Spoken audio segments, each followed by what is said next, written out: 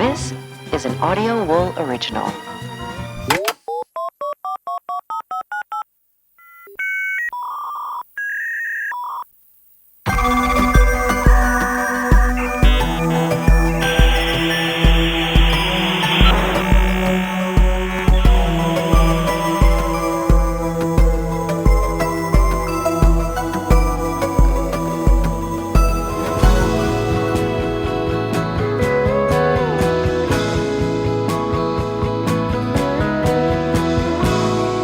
Casual Frightday. My name's Byron, and tonight the world has lost a pope, and we're here to mourn with stories of ritual, exorcism, UFO disclosure, and of course some funeral home whoopsies, murder, mayhem, and this sugar-free Red Bull that I shouldn't be drinking because... you too? Yeah, we're starting late. Sorry about that. Going through it all with me from Occupied Texas, it's Jared. Hey, it's me. It's Cheers, Jared. brother. It's nice to see you. Hey, yeah, let's go Red Bull. Gee, look at Oh, that nice, okay. Oh, you poured it in a nice glass. Nice hue. My camera's too far away. It's good to hear your voice. Speaking of voice, we have a voicemail line, 1-833-374-4489. That's 1-833-FRIGHT9. And I'm sorry it's not live tonight because we have yet to figure out the technology to make sure Jared can respond. I think he could hear if they called. He just wouldn't be able to respond, so it wouldn't be that fun. You can do the surrogate voice. Sure. I mean, maybe. Who knows? Later in the night, we might just try that. But of course, this is live at live.frightday.com, twitch.tv/Audio Wool Network. Subscribe, follow us there to know when we go live. This is typically every other Friday. And if you are just listening to this replay, the RSS feed version of it, it's also available at youtube.com/Frightday, along with all the other video versions of our programs. If you want more of us in general, us meaning Kelly and I, and a couple actually Frightday writers popped on to Behind the Screams this week because we're doing our bracket style competition to determine the best between A24 and Neon in the genre department. Who's winning? Well, we haven't put tell me. Listen, you got to tune in, yeah, folks. Well, yeah, go to thefrighdaysociety.org. Thanks for plugging that correctly. You know, Kelly and I have been partners for about 10 years on this project, and she has never once been able to appropriately set up or push people towards any sort of paywalled content. So I really appreciate that. But yeah, speaking of Kelly, if you want to bump into Kelly and I, I'm just running through these house cleaning announcements here. We're going to be at Contact in the Desert, which I don't know if we ever played this promo for it. We may have, but... I love Contact in the Desert. You know, I think of it sort of like the UFO Woodstock. I like Contact in the Desert. The legends of ufology are here. The real action is the activity and conversation that happens behind the scenes. They network with each other in the restaurant, in the bar, in the spaces. Contact. So it's going to be us with all of these other delightful UFO heads, you know? They're going to the gas station. They're going next door to the other bar. They're having a walk around the block, and there's a crepe shop. Well, I actually think it might have some pretty good restaurants. It's at the beautiful Renaissance Esmeralda Resort and Spa in Coachella Valley. We'll be there again May 30th through June 2nd.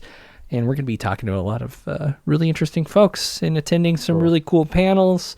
Can't wait to talk about it. And if you want to join us there, go to the Contact in the Desert website and use promo code FRIGHT10 to receive 10% off, which it's a kind of an expensive, it's an expensive little event, but it seems like a really special thing too. So if you want to hang out with us there, I'm looking forward to the pools. They got multiple pools, Jared. I thought y'all were like talking about betting. Oh, yes. The betting be market. out that way, huh? Yeah, that's true. Contact in the Desert isn't. I would love to do a little of that too. And I think we're going to try to do a little bit more investigation when we're down in that area, but who knows? Once again, yeah, we'll be there. But oh my gosh. Let's kick this one off. Jared, this is just a fun little video I stumbled upon. It's going to be tough to explain without the video. Okay. So audio listeners might want to consider jump into. So I'm at the Charlotte Douglas International Airport. Yeah, in Charlottesville, North Carolina. North Carolina. And this is a cell phone video of a guy, and the caption is, "Bro, I'm just trying to take a shit, and these dudes are throwing hands. What the fuck?"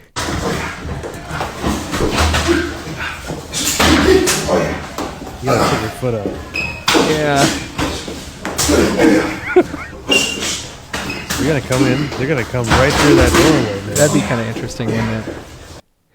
So I don't know what's going on, but these guys are like they are scuffling in the airport, exchanging blows right in front of this man who's just trying to, like he said, take a shit. So he's just trying to vibe out on the toilet before he's gotta catch his flight back to Vegas. Yeah, sometimes you're just sitting in the bathroom because it's like a quiet place, and you like check your emails, get ready, and relax. It's like a sanctuary almost. And then these guys are in here. Not me. I'm in and out. I'm not hanging out in that thing. No, I think that. I mean, that's true. Have you been to the new Denver ones where there's like, I think it's like when you pee, there's like maybe a mirror kind of in your face, so you can like see out in the mountains, sort of, or like where you're like washing your hands. It's like you're looking out into the mountains. It's kind of nice. I like the idea. I'm a big fan of airports. Airports are like my least anxious place. Is that right? Oh my God, yeah. Like, first of all, I'm really good at falling asleep on airplanes. Like, I'm asleep before they take off, and I wake up when it lands, and it is delightful. I call it time traveling. And then you have a neck pillow? Nope. I'm really good at just kind of wedging my head in the corner. Always the window seat. Yeah. Or King Tut. I've King Tutted before. Yeah. That's how I sleep normally, though, is Dracula style. So yeah, upside down also. Well, yeah, but we don't need to get into that. But there's something about a layover that is just such a magical thing, because you're existing in between places and with no expectation of having to do anything at all. Like, the only thing you have to do is get on the plane in 45 minutes. You can go to Schlotsky's, get a sandwich, refill your Diet Dr. Pepper 2 to 3 times while you're just kind of sitting there listening to podcasts. New Denver concourse. There's a Quiznos in there. Now we're talking. No, it's not good. All right. Well, but it's there. I'm a sucker for Quiznos. I do. That's how I am. Yeah. All right, people in the chat. RDU is better than CLT. I used to work at an airport. What is RDU? I don't remember my station codes.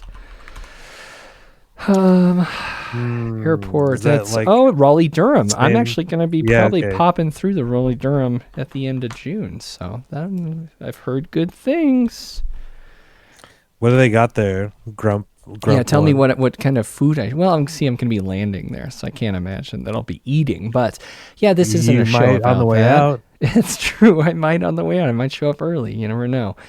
I forgot to mention, in the upper corner of this, we have the Pope Cam, which is airing the funeral services for the Pope. Let's put some respect on that, of course, because the Pope did die. I think the day after Easter, right? When did it was at least a few hours after our vice principal went and talked to him. Yes, of course, our vice principal, JP Mandel. April 21st. So they're saying it's early in the morning of the 21st. I'm going to say that he died on Easter and they didn't want to do that. They're like, we can't have that. There's no way. Yeah. It's just like, that's too... Nah, that's too on the nose. That's someone else's. Moving along. That belongs to someone else. But he died, and I believe it was a stroke. And do you know what they do after popes die? Wait. Was he the new goon death? Is that what we're doing here? Well, I'm not sure. Is this the second gooneral? I do not believe. Okay, we can't say the Pope was gooning and he passed away because of it. Hey, what a terrible show. We actually, no, because we got, and we saw this in the title. We got selected by the new Pope. Wait, who's JP2? Is that John Paul II? Yeah. So in the chat, which of course is one of the great reasons that you should be visiting us live at live.youtube or live.facebook.com every other Friday here. But John Paul II says Corey was announced to have died on April 1st, but then they changed their mind to have officially died on April 2nd. So I'm not too far Psych. off here. Psych. April Fools. Well, Sucker. yeah. They gave him the fugu fish, and but they gave him too much. Do you remember the video of "Show It to Me, Rachel"? Do you remember that? Oh, I don't know. I probably. So there if I was see it this again. really cool video where this person on TikTok named Rachel told her mom that Jesus was seen, and I guess I'll just play that really quick. This is kind of relevant. Oh yeah. Okay. Where, Rachel? Oh my god. Show me to me, please. Send it to me, Rachel. It was literally seen in Ohio. In Ohio. Please send it to me. Oh, now, please. Oh my god. This is Okay, crazy. Rachel, which one? Send it to me, baby. Which one? Is it on TikTok? Yeah. Mommy, I'm kidding. Oh. Rachel, don't do that. No. So following the death of the most recent pope, folks asked Rachel to tell her mom about it because they wanted to see how she reacted too. Okay. Mom, I don't have this because I'm kind of winging this here. Let's see. Rachel, mom, pope death? Yeah, this will do it. This will work. Let's hope. This sounds about right.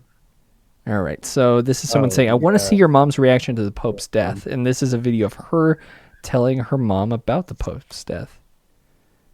It's okay. I don't want to, put the mood down, but did you see the news today? No, I didn't have a chance. Okay, Beba. You see how much food? Hardly anything was left over. 10 pounds. This is after of, Easter. Mashed potatoes. Wow. 10 pounds of roast.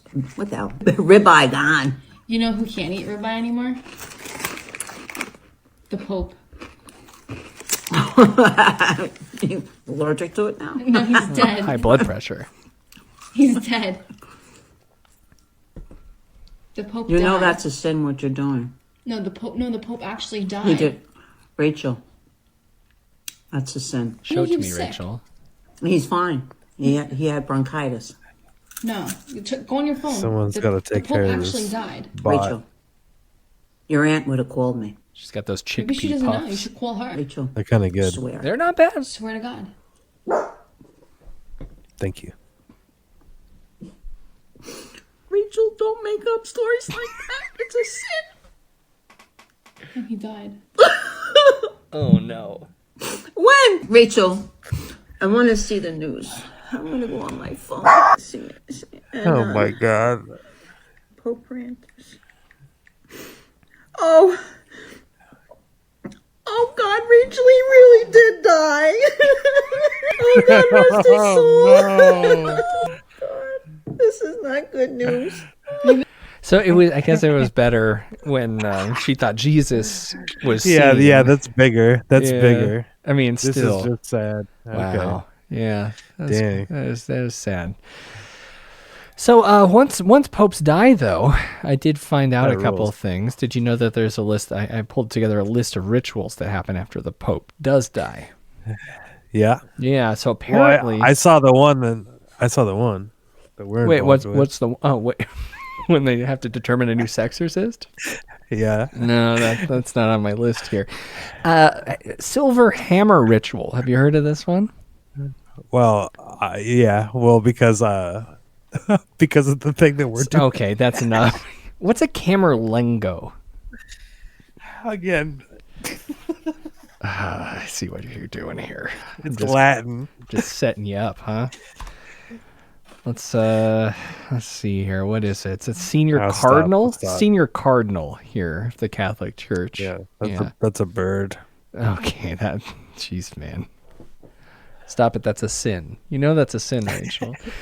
So the senior cardinal there taps the deceased pope's forehead 3 times with a silver hammer, while Gotta calling make out. sure he's dead. You have to call out its first name, symbolically confirming his death. Francis.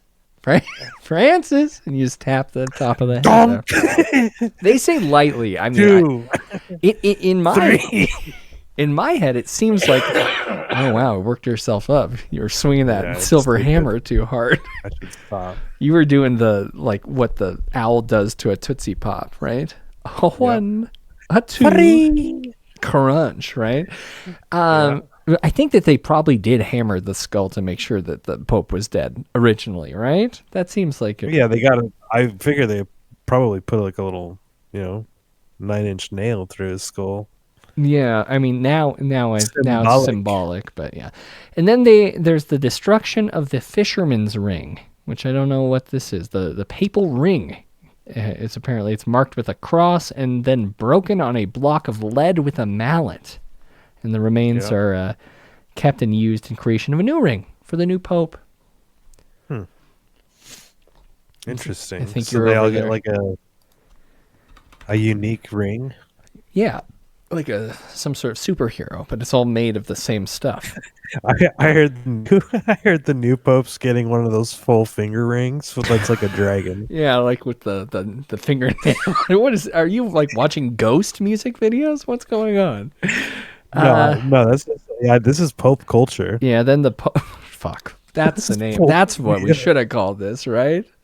Damn it. Our stream needs to be renamed. Then there's burial preparations. The Pope's body is prepared for burial according to his wishes. His only. It's about time we had a lady Pope, if you ask me. We should have asked him what he wanted to do. Yeah. Well, I imagine they had plenty of time because he was very ill before his death. I'm sure he made his wishes very clear. But yeah, he talked funny though. Okay, come on, man.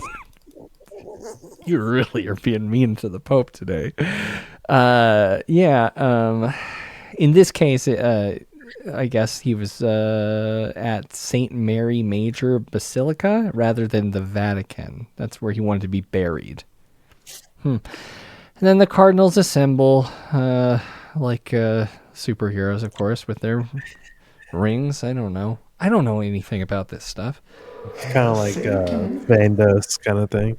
Yeah, and there's the public viewing, which I think is either taking place live now, or I'm not sure if this is delayed or a replay in the top corner. But me and the Pope, everyone's taking a peek at. People are doing selfies with the Pope, and it's kind of foul. But what would you expect, right? Like, it was pretty sick. It's me and the Pope. Yeah, we've got the funeral mass, and it's apparently led by the dean of the College of Cardinals. So. Until they get their budget slashed for being too woke, right? Yeah, exactly. Wait till Pete Hegseth gets in there. Okay, with his burns, those lopsided. Yeah, with this half shave. Part of him wanted to be in Real Big Fish, and the other one thought better of it. And they're like, "We can't have these mutton chops. We gotta shave one of them down." Yeah, right? He was stuck between Sell Out and beer. Okay, that's funny. When he passed out. So this was a unique pope. A lot of people call him the woke pope, even though, I mean, it's not really that woke. He just was like, I don't think gay people shouldn't exist, I think was about all that he said. But also I found out that in 2014, he expressed openness to baptizing aliens.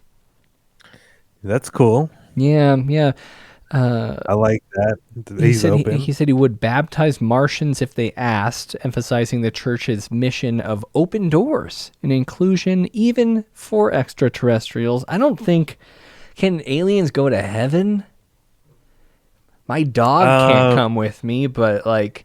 Not unless they accept Jesus Christ into their heart. I guess, yeah. And they might not even have one, Byron. These aliens, they might have multiple hearts. Who knows? Yeah. What if the Pope was just baptizing a bunch of like weird bacteria? You can kind of just, like some sort of hive creature.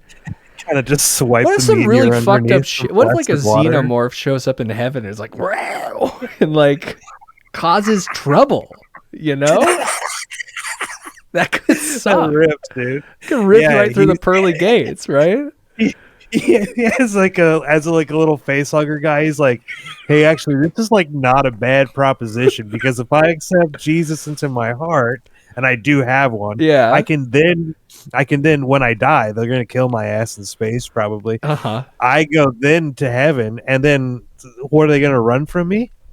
Yeah, what are you gonna do? You have to welcome them with genius, open arms. honestly, Yeah. Byron. That's a good one. Corey says aliens are just angels and demons. Kelly kind of feels the same. Kelly believes that what people have seen in the past that they consider demonic or angelic is actually just extraterrestrials, which she also believes are just us from the future time traveling back. So I don't know. She sat me down the other day before we were recording and yelled at me. Well, I guess talked loudly at me about her new theory for like 45 minutes. She believes that there's an advanced race. At least? What?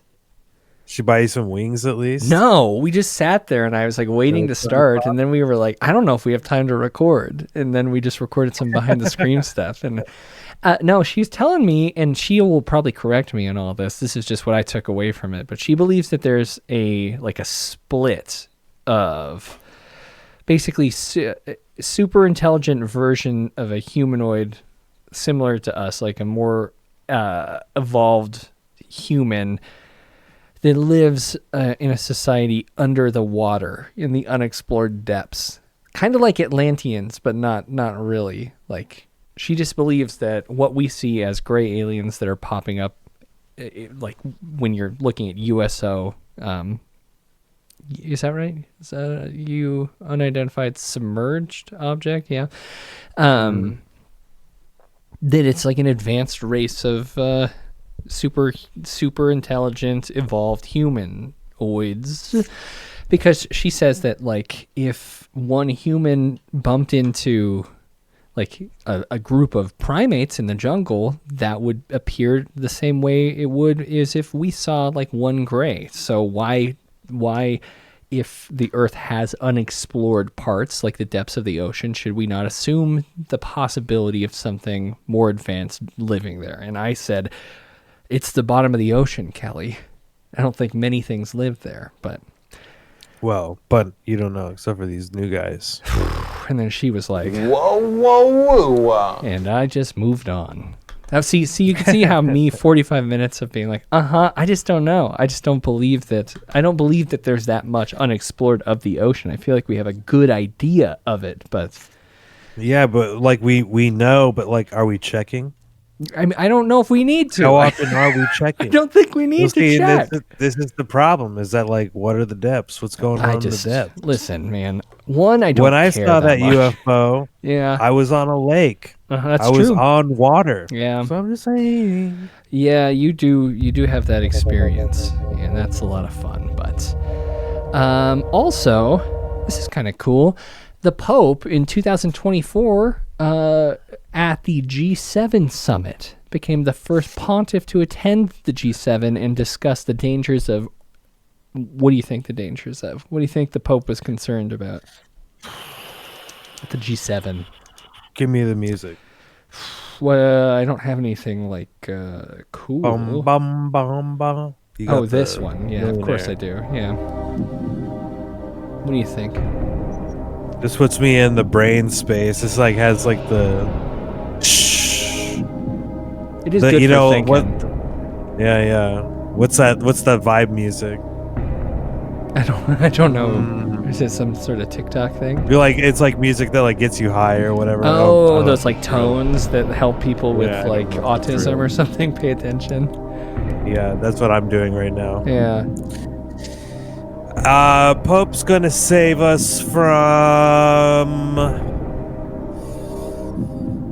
Gotta be big octopus. Time's up. It's AI, of course. The Pope is worried. That's the same thing. Pope is worried about AI, which it's like a guy doing like 8 things at the same time. That's kind of true. AI.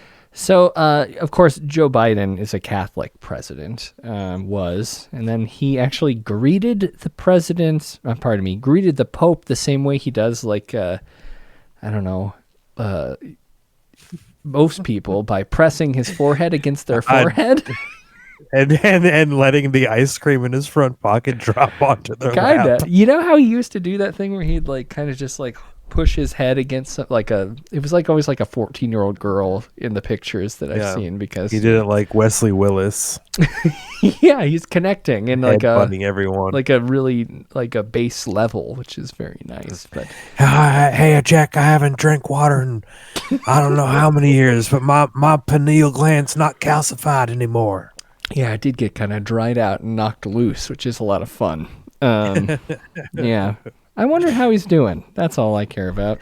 But he snuck into Harvard and he dropped ice cream. Oh, did he actually go to Harvard recently? Yeah, and he dropped ice cream. He really dropped ice cream. Wow. Yeah. Like JP Mandel dropped that statue. Remember yeah, that was a lot of fun. All right, so another fun fact: this Pope Francis, before he was a pope, was a nightclub bouncer. Joe Biden was? Nope, or the Pope was. The Pope was Pope Francis. That's cool. He worked at a nightclub in Did he wear the Buenos hat? Aires. No, this is before he did all the religious stuff. But aspirational. Yeah, and that's kind of cool. And then also, fun fact, was killed by J.D. Vance. A curse, which is kind of exciting. Yeah. He says J.D. That Vance was sucks. one of the last people. Imagine that guy killing you.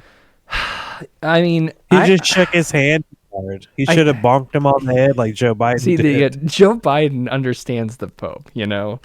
Like, he knows that he's a hands are dirty, gentle. and they cause a lot of trouble.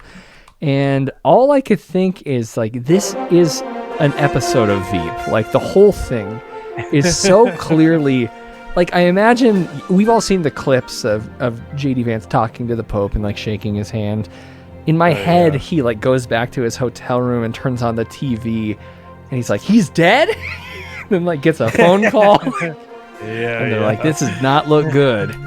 Yeah, no, you killed him, bro. Oh my god! So that's kind of exciting. And it was like after he was like reprimanding him for being a shithead. Yeah, and they're like your country. The whole thing is that they sent a different guy to go talk to JD, be like, "Hey man, like you guys need to like dial it back," and he wasn't accepting of what that guy was saying. So the Pope was like, "Bring him here." Yeah, let me talk to him. And then he's fucking dead. Too powerful is what that means. Yeah. It's switched him over. It's unfortunate, and you did hear me right. I did say curse. It is a J.D. Vance curse, and curses usually happen in sets of 3. I don't know what the third thing would be, but yeah, after this, J.D. Vance visited India. And the day after he arrived April 21st, the day of the death of the Pope, and left the 24th. But the 22nd, there was a horrific terror attack in Kashmir. Did you hear about this, Jared? You hear about this? Yeah, sweater? Kind of. On the textile industry? No, Yeah. I haven't.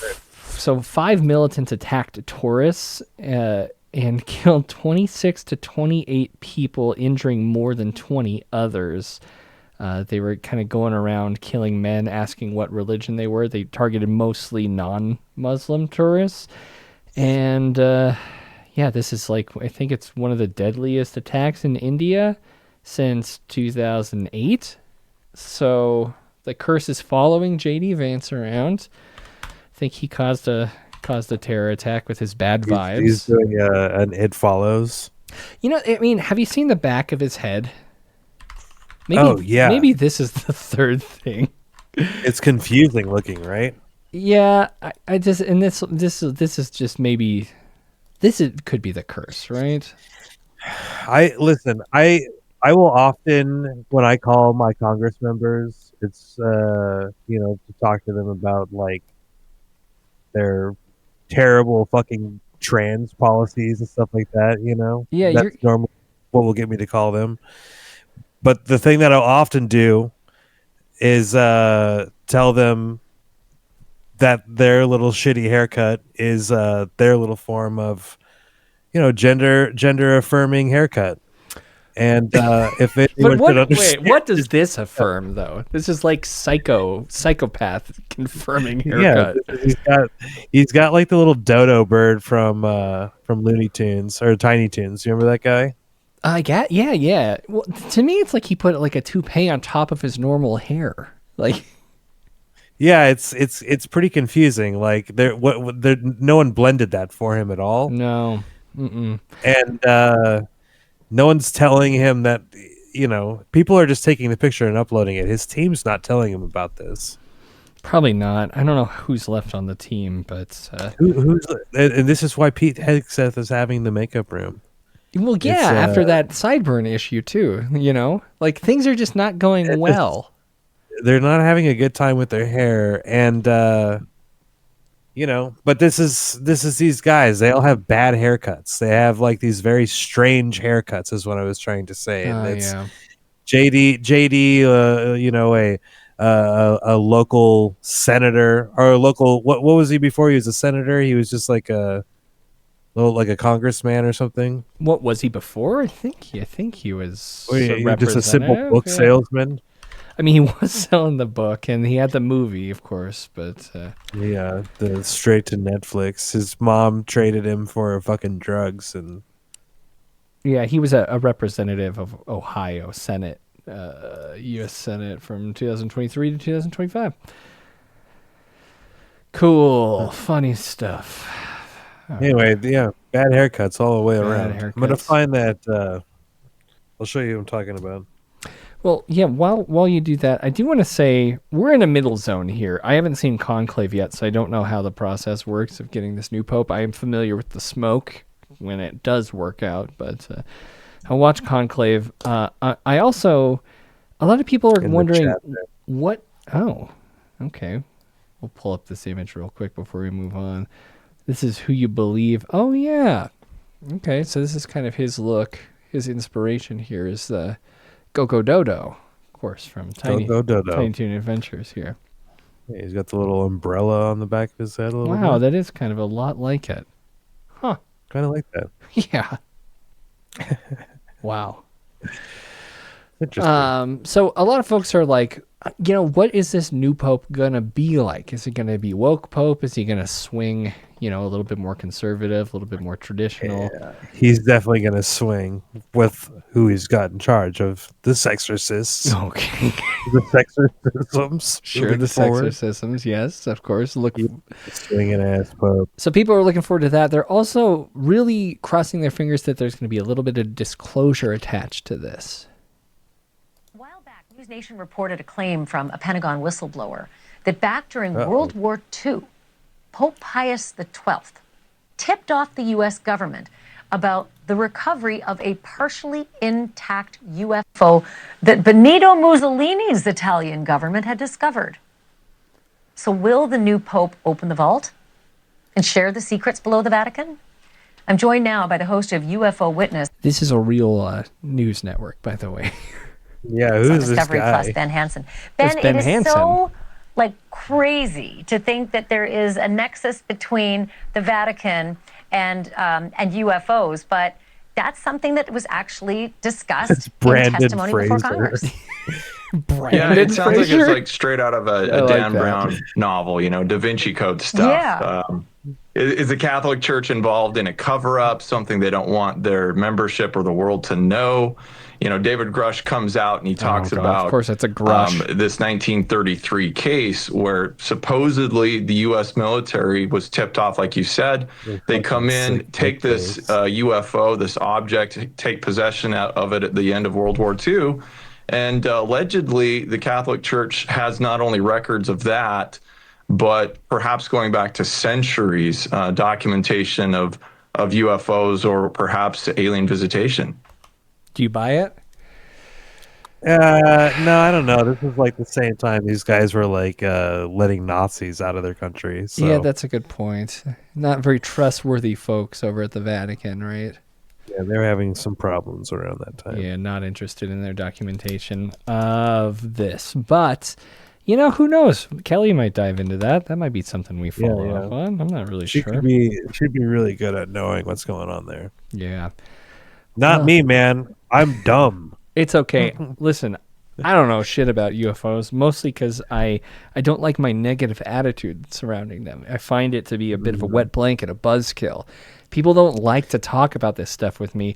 That's why Contact at the Desert. Meet me at the pool, folks. Promo code Fright10. I just want to hang out. Hammer it in. I'm there to make sure that the interviews happen. Fright 10. I want to make sure the interviews happen, and Sam's going to be recording the audio. I'm going to shoot some video. It's going to be great. That's all I want to do. If anyone starts talking to me, it's not going to end well. They're not going to like me. It won't be very fun.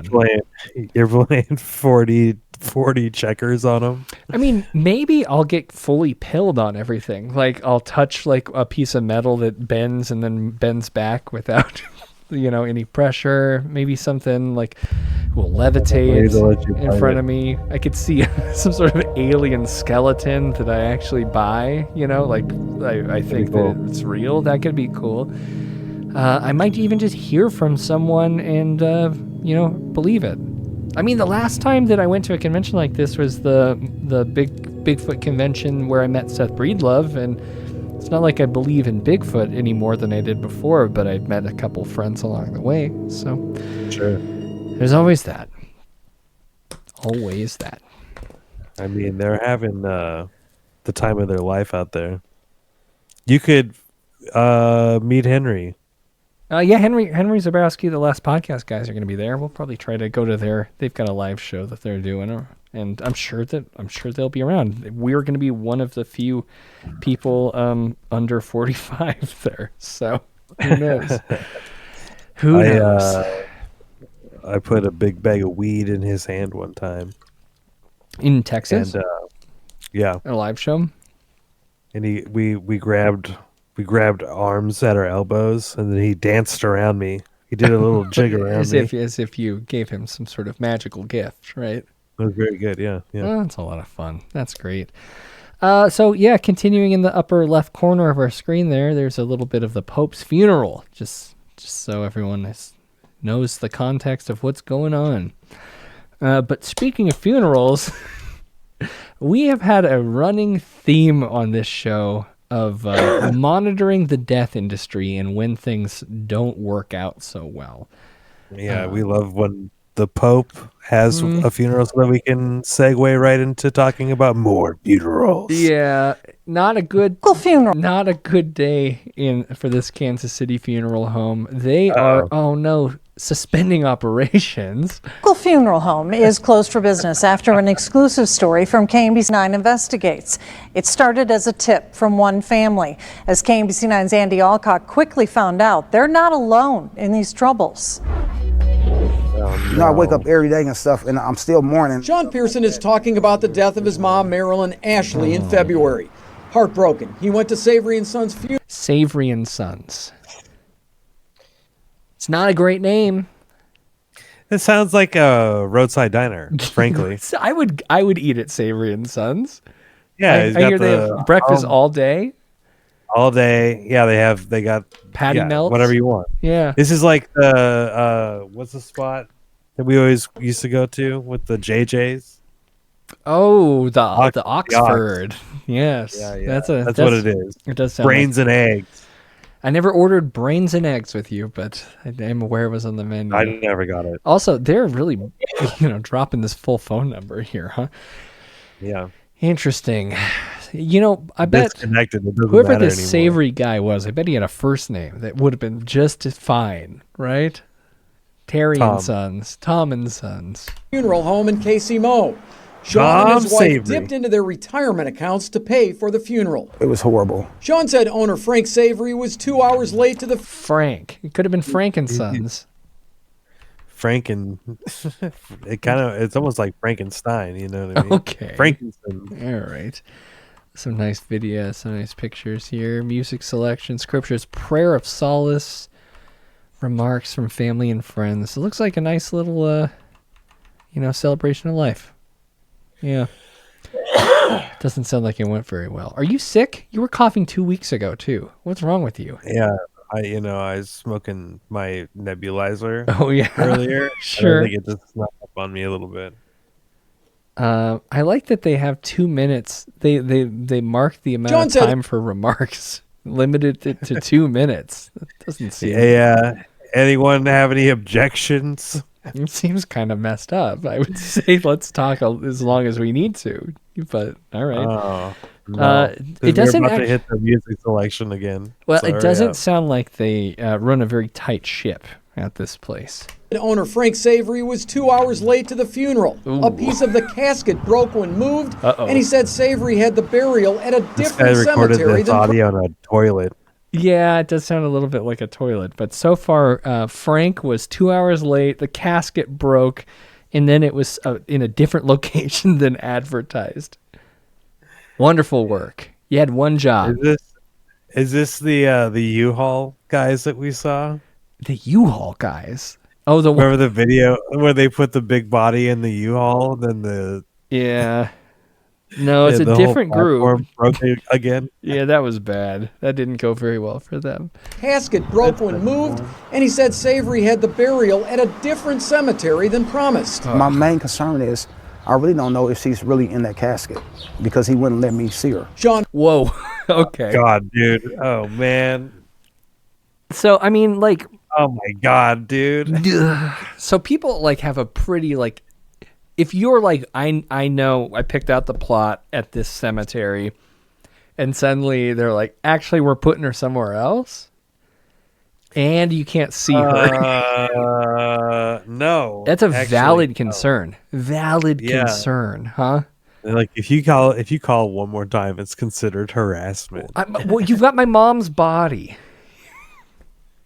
Reached out to KMBC9 Investigates after Cherie Kidd's complaint. On Thursday, Cherie and her niece identified their loved one, Princess Evans' uncovered body, through a sliding glass door at Savory & Sons, nearly 3 weeks after her funeral. Oh my God. Jesus, dude. They, from the window, found the body of the person that had a funeral for 3 weeks before. Oh my God. Princess was supposed to be cremated. It's a sad Okay, story. but also pause real quick. Yeah. That they're like that she like rolled up and the news was there and the news filmed her. That's pretty wild. That's nuts. This lady's banging on the glass of this funeral home. There's like 2 Cadillac hearse right next to it, and then a sliding glass door, what it looks like. And she's got her hands cupped to her face to see through the glare. And she's she sees the body of someone she thought was buried. Yeah, the person I paid for to have had buried. Sitting uncovered in Kansas eyeshot. City. Yikes. What's Through going a on? sliding glass door at Savory & Sons, nearly 3 weeks after her funeral. Princess was supposed to be cremated. It's a sad story and brought tears to my eyes. In response, a Metro Association of African American Funeral Directors is offering potentially free services to affected Savory & Sons families. We're willing to try to make sure that we get this resolved for those families. KMBC9 Investigates has found Frank Savory is in an ongoing legal dispute with his wife. Court records claim she tried to change all the locks at Savory & Sons the day before a Well, that's not how you go about that. Unless she also works there. If she's like competent and working there, that's great. But seems as if Frank is not doing his job. Nah, I don't know.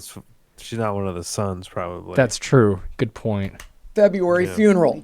Sean Pearson said his aunt also contributed $1,000 for his mom's funeral. Savory has promised to repay, but hasn't done it. He got taken accountability for his actions. We reached out to Frank Savory's attorney, who said What did she'd his contact him shirt for say? comment. Savory has not responded. What was your question? What did his shirt say? That's a good question. His attorney, but hasn't done it. He got taken accountability for his The killing shirt? actions. We My reached killing shirt. What shirt? What? My killing Oh, shirt. my killing shirt. That's not what you go on the air wearing, right? Yeah, I A don't shirt think that so. proclaims this is the one you do murder with? This is where I do the murder in. Oh, all right. out to Frank Savory's attorney, You who see they're said she'd cropping it out, contact though, him so for that's good. comment. Savory has not responded. Yikes. Andy Alcock, KMBC 9 News. Thanks, Andy. I don't think they cropped it out the first time because I saw it before and I was like, what is, did that say my killing is shirt? that really what it says on his shirt? And then, yeah. Yes, So, it does. it seems... And it's like a particularly like small font also. Yeah. It's very strange. It is kind of What an a weird awkward print. Yeah. Weird shirt in general. Where do you pick that up, huh? Well, moving on away from this story. Oh, wait. A Kansas City family says their loved ones' bodies were not properly cared for at a local funeral home. Cherie Kidd's niece, Princess Evans, No, it's was it's just more from Princess Evans. This is the other side. Okay. So this is the Fox 4 news story, and it's more from the princess side. taken to Savory and Sons Funeral Home after she died. They said their experience there was so bad that they had her remains taken elsewhere. Fox 4's Jacob Sloan spoke with Evans' family about their funeral experience, and we will warn you some of the information is graphic and might be disturbing. The Kidd family had their niece brought to Savory and Sons after she passed away in late March. Cherie tells me that everything since then has been a nightmare. It's been a When someone passed away, you put, everything in you to the funeral home. They're supposed to take over, to comfort you, to take care of the loved one. We never got that experience at all. Wait, is it? I agree with most of what she's saying, but is it their responsibility to comfort you? I don't know.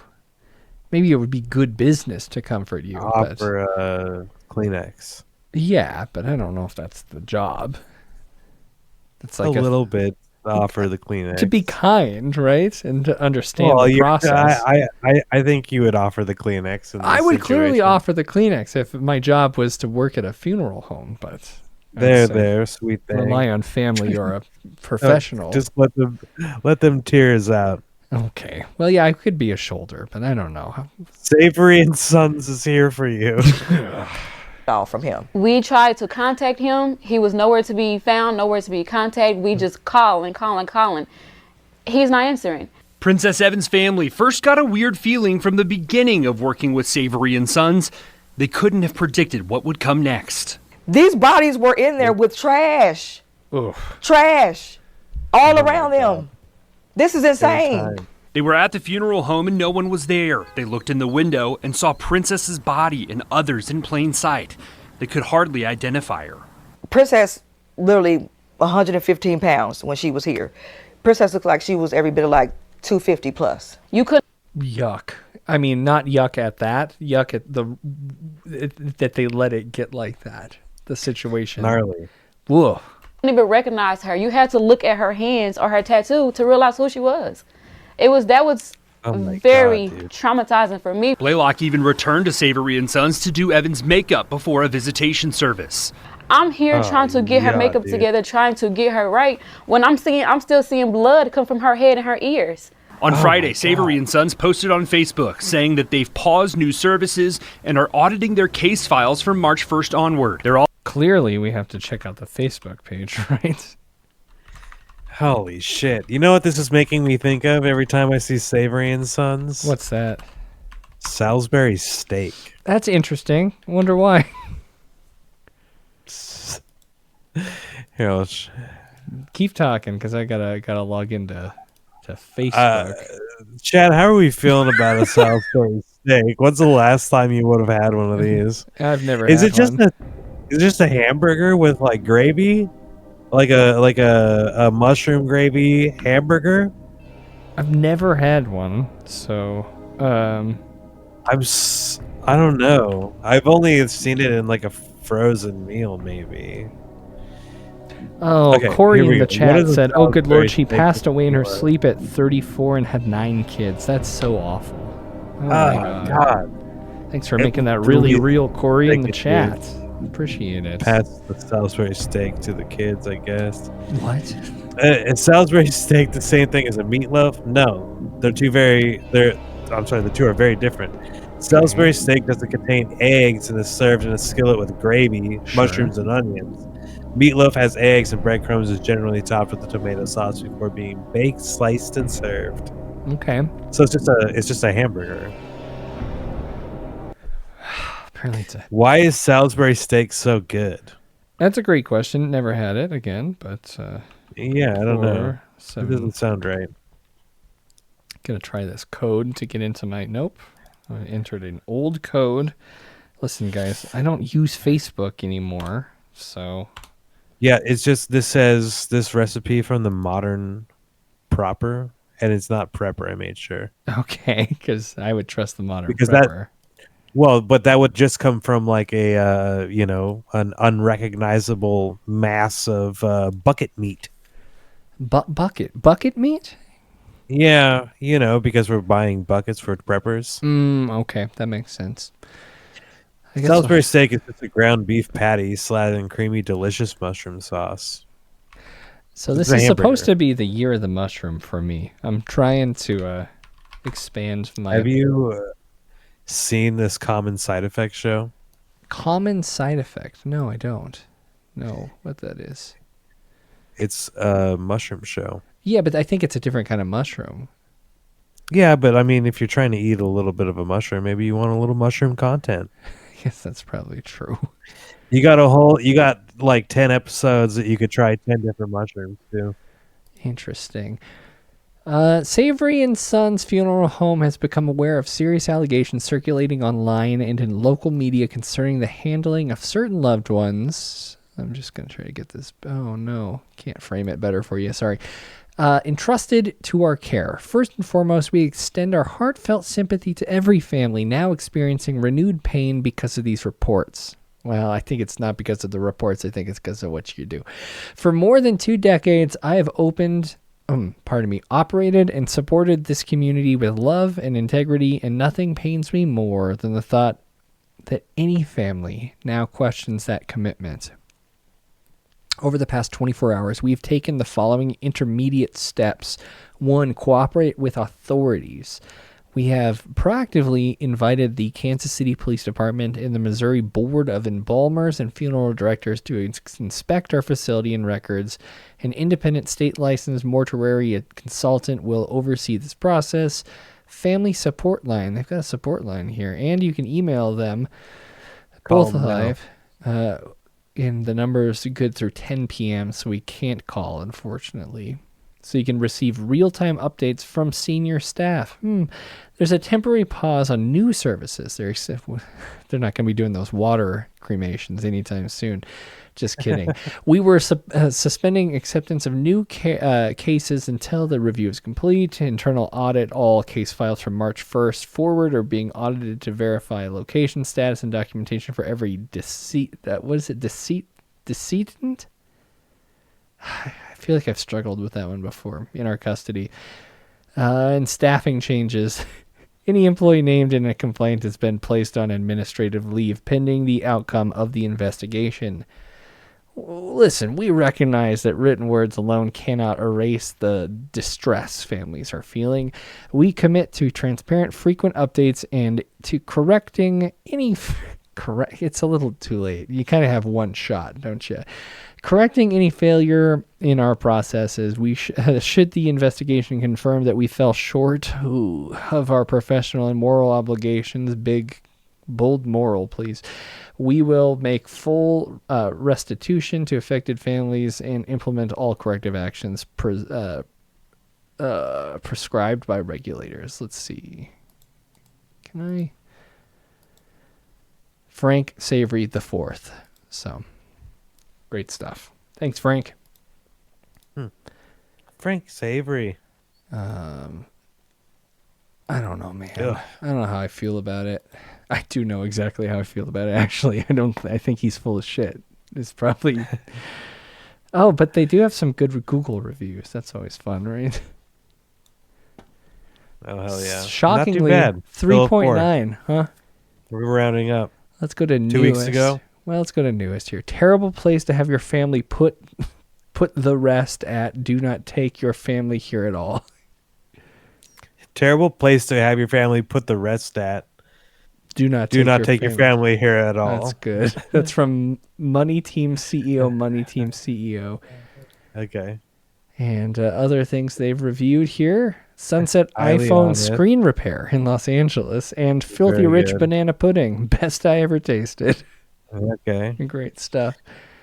Cool. So a little bit different of this is like a mental illness type of Yes. Lynn says doing good reviews and only one bad review. Yeah, and it's just so happens to be Well. Savory and Sons. Interesting. Lynn says you should be ashamed of what y'all done. Lock them up. Throw away the key. What if it was you? Y'all disgust me. Says Lynn. She also has 3 reviews. Okay. Benny's car wash and oil change. Also, the young same lady thing. who What the did hell? my oil change. Oh my God, love her. So sweet and know how to treat their customers. Love you guys. 5 stars. And then Metro by T-Mobile. Miss Deanna was Another screen repair. Yep. Yeah. Interesting. People love it when their broken ass screen gets fixed. That's kind of My Android. all right. So WW has 181 reviews. Just gave it 1 star, but okay. Never mind. no. Sorry, he's got points. no. It says he's a local guide, but for some reason it also says this person hasn't written any reviews yet. Yeah, they go or has private chosen not. because, Yeah. Okay. So he's private, but he's a level 6 local guide. Yeah. Here's Ben. Ben says 4 days ago, y'all should be ashamed of yourselves. Okay. What I've seen on the news is devastating and heartbreaking. My sincere sympathy goes out to the families that you've wronged. May God forgive you. I truly hope you feel remorse for this incident that you can never take back. There's no redemption for your actions. God bless Princess Evans and her family. That's very nice. 22 reviews from Ben. J&K Towing, 5 stars.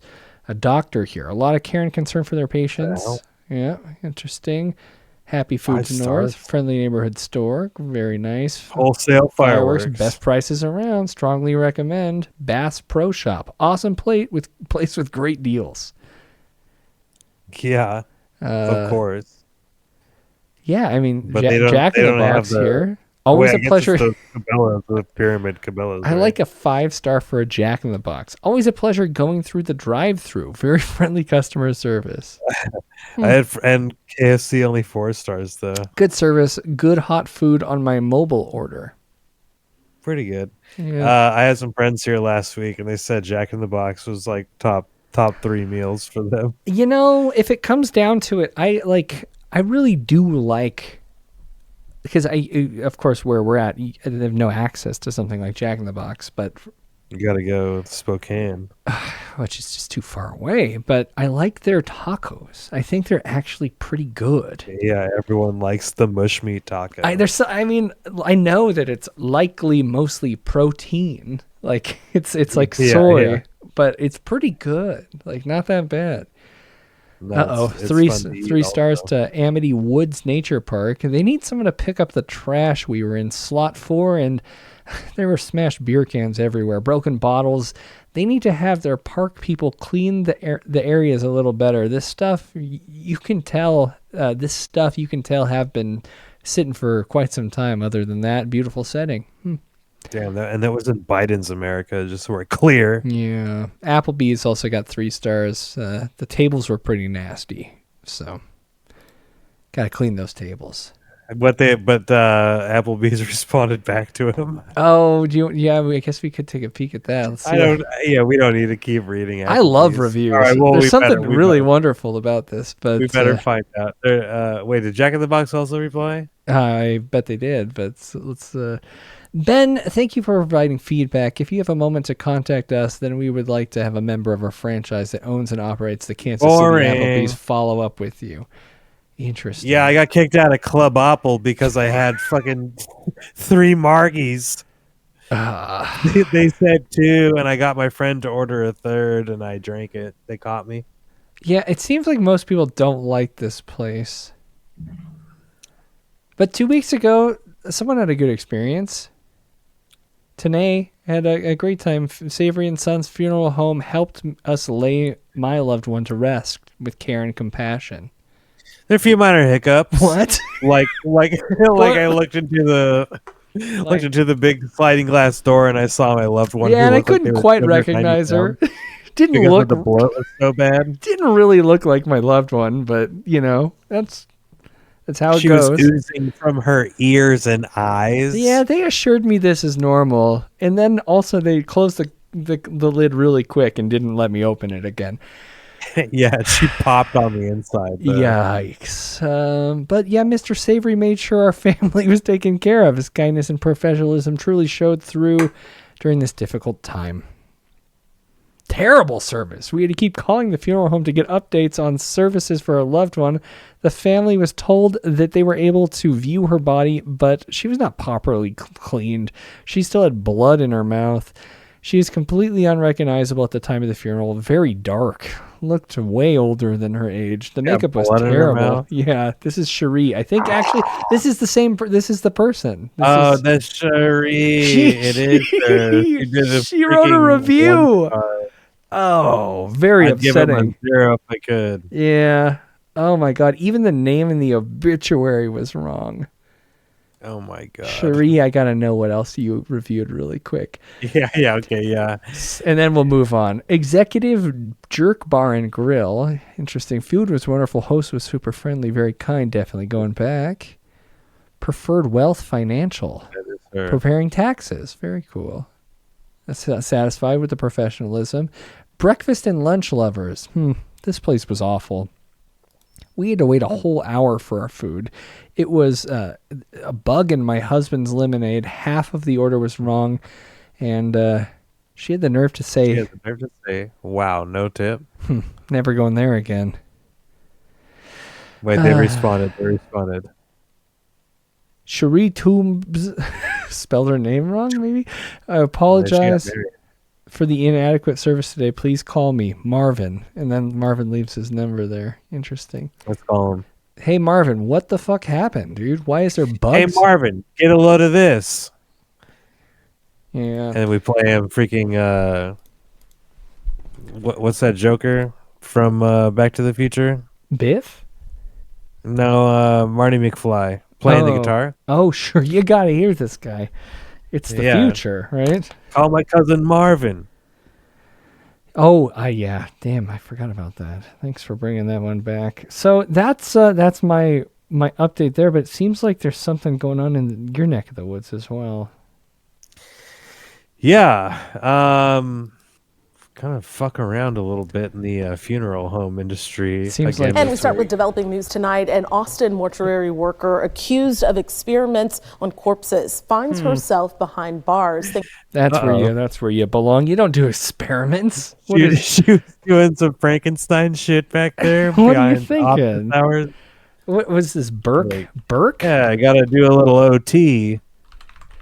We're not selling medical bodies here. The Burke and Hare situation, we don't need that going on. Yeah, what are we doing? What do we got going on here? Thank you Corpse so much for joining us. I'm experiments. Jennifer Sanders. And I'm Daniel Marin. The suspect, Adeline Nanbin Bowie, faces charges of corpse abuse and tampering with government documents. KXAN's Brianna Hollis went through court records on the case.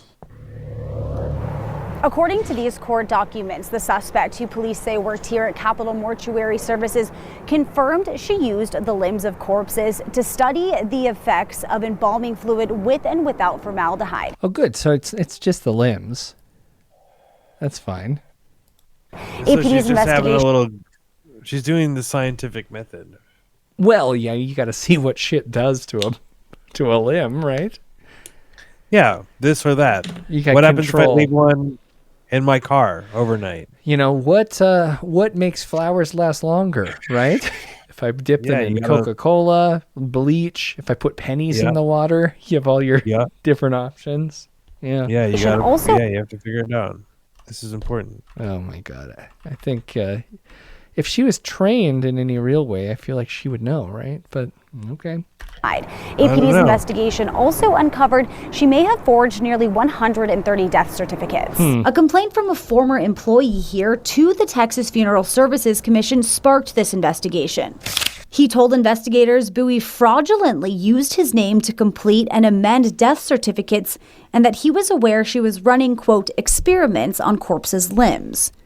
The Texas Funeral Service Commission issued a cease and desist letter to Capitol Mortuary on April 10th, stating the facility does not have the right license to perform the embalmment testing outlined in the affidavit. The letter So yeah, I mean, this sounds just like bureaucracy. You know, they didn't have the right documents for the experimentation on the limbs. So yeah, we're just trying to do a little Frankenstein Friday.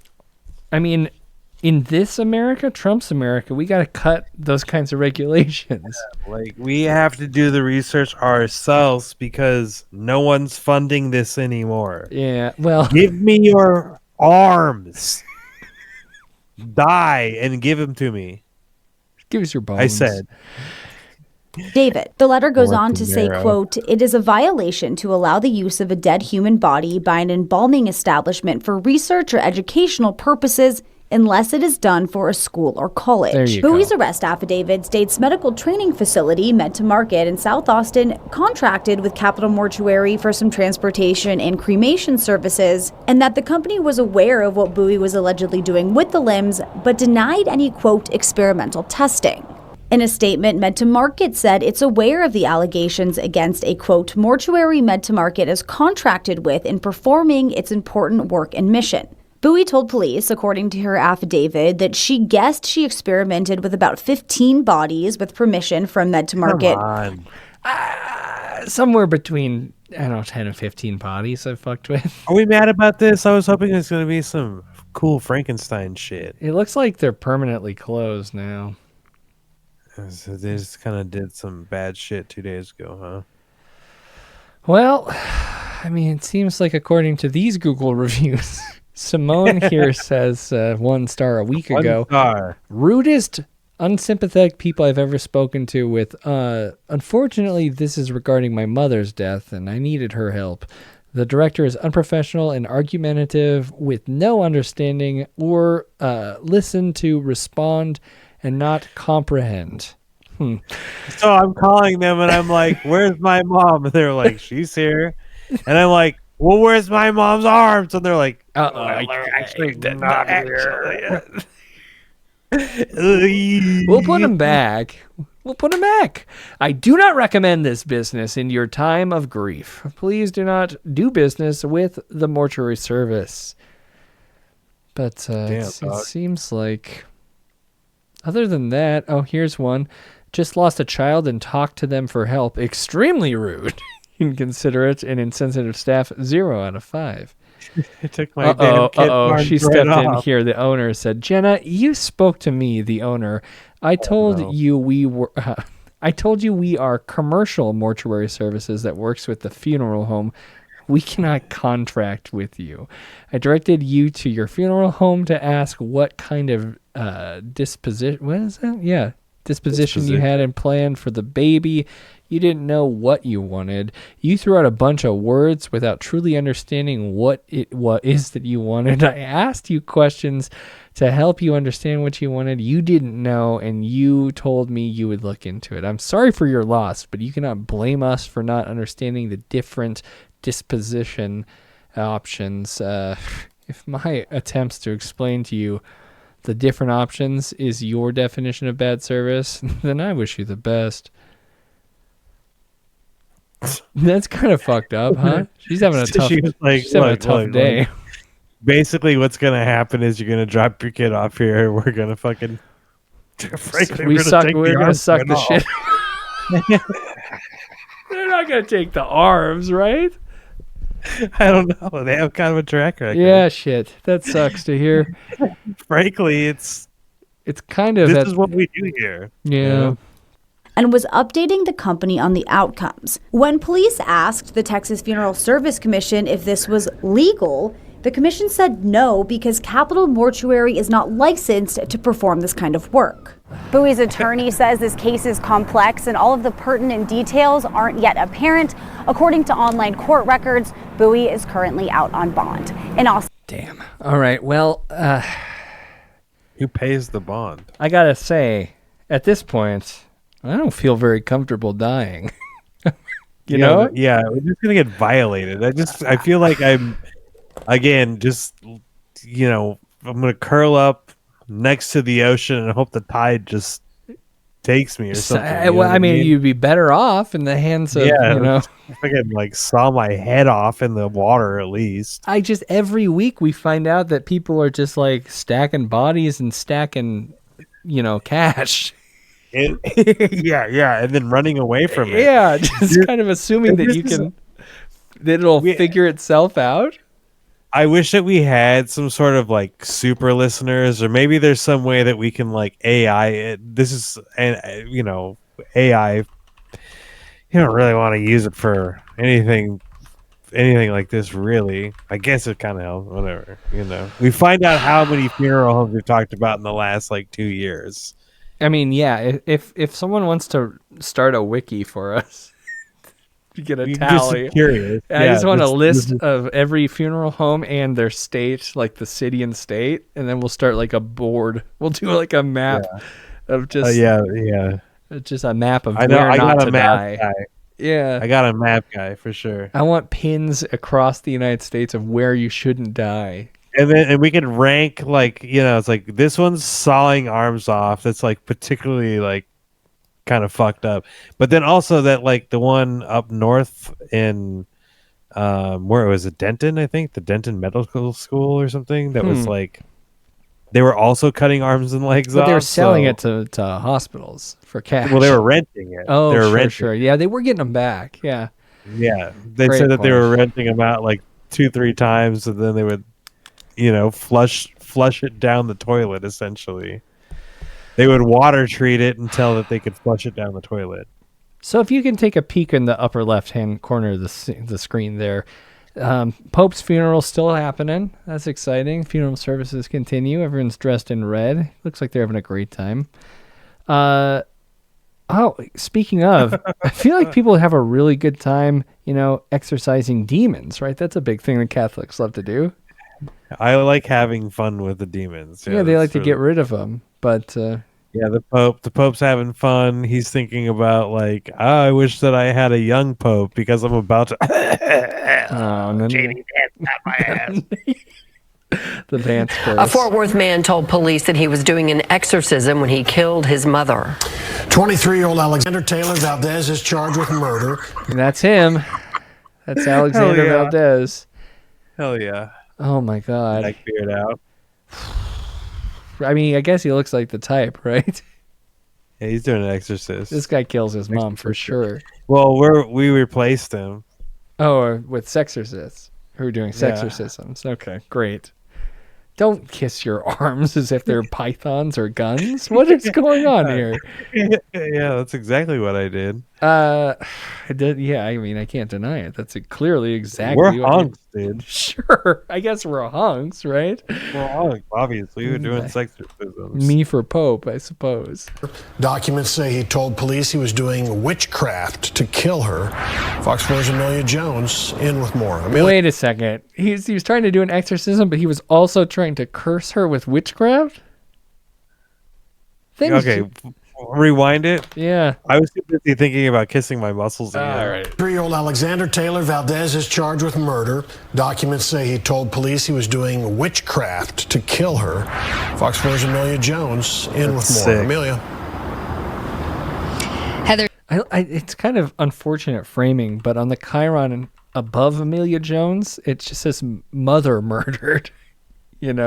So people could be, and it's next to her X handle. So I would hope that people wouldn't get confused and reach out about Amelia's mother. But Heather, see the details of this case are so horrifying that even Fort Worth police struggled to talk about it with me today, and neighbors tell me that now they feel unsafe. It was inside this quaint home on Farmers Branch Street that Fort Worth police made a gruesome discovery last Friday around 1:30 a.m. A woman and a dog were found murdered inside. The woman's son was covered in blood. These guys and gotta settle down, dude. Well, yeah. I'm so worried. I feel so unsafe. You should feel more safe. This guy just did a free exorcism in your fucking backyard. We're not asking There's them. less demons. Well, yeah, but was the dog possessed too? Have you heard of Cujo before? Hell yeah, the dog was possessed. A Bible when officers arrived. Officers then took him into custody, asked him what happened. He then made an utterance that he was performing an exorcism on his mom. According to arrest documents, 23-year-old Alexander Valdez sent a photo of the scene to a group of people on Snapchat. Damn it. They're always doing that. And he said, like, I finally did it. Finally exorcised my mom. Got her out of the house. Put her walking shoes on. I don't know why you gotta share it with folks, but like a lot of times, like, wasn't there that guy, it was a couple years ago, he went to a concert with some girl, and when she didn't want to date him, he like cut her throat and then posted a bunch of Snapchats of it, and then posted a Snapchat of him like barely cutting his own throat, and he ended up living. He's in jail now, but cowardly little loser. Looks a little bit like this pipsqueak, but yeah, it's got the weird like mullet. What's going on with the hair? I don't know. It's that emo thing's coming back. Everyone's trying to look like Craig Owens of Chiodos, apparently. What are we doing? But he's got the long like asymmetrical back safari, there. The safari neck on his back, so he keeps the sun off of his neck. Yeah, this is all bad. One of the people who opened it called police out of concern. Thank God for people that perhaps knew this gentleman and then called us. We were able to get there to detain him. Dana Adderley lives down the street. Her dogs woke her up that Friday morning. I came outside, and the people that he had sent the group text to were all down there. And this whole block was full of police officers. Adderley doesn't know Valdez or his mother, 58-year-old Teresita Sayson, but she was shocked to find out the details of what happened. You know that when they're saying it's an exorcism, you know they're disturbed. It's just they have, there's something more there. Non-believer, why don't you sit down? This month isn't for you, okay? This one's for the Lord. Yes, people like this is why the Pope died. His power was so low. Yeah, when the Vance got him. When the Vance made the advance. You gotta have faith here, right? Valdez didn't elaborate to Stop detectives on picture. why he killed his mom, but police say he told them he used witchcraft to kill her and that someone told him to do it. Detectives executing a search warrant found a broken jewelry box with blood in the room where Sayson's body was found. Oh. Valdez is now facing murder charges. I know that their why is not going to be able to be answered, and so it'll take time, but again, this is something that just should never have happened. What if she actually was possessed by a demon, and that is the first legitimate exorcism done by this guy? Well, yeah, that'd be pretty tight, actually. Future Pope.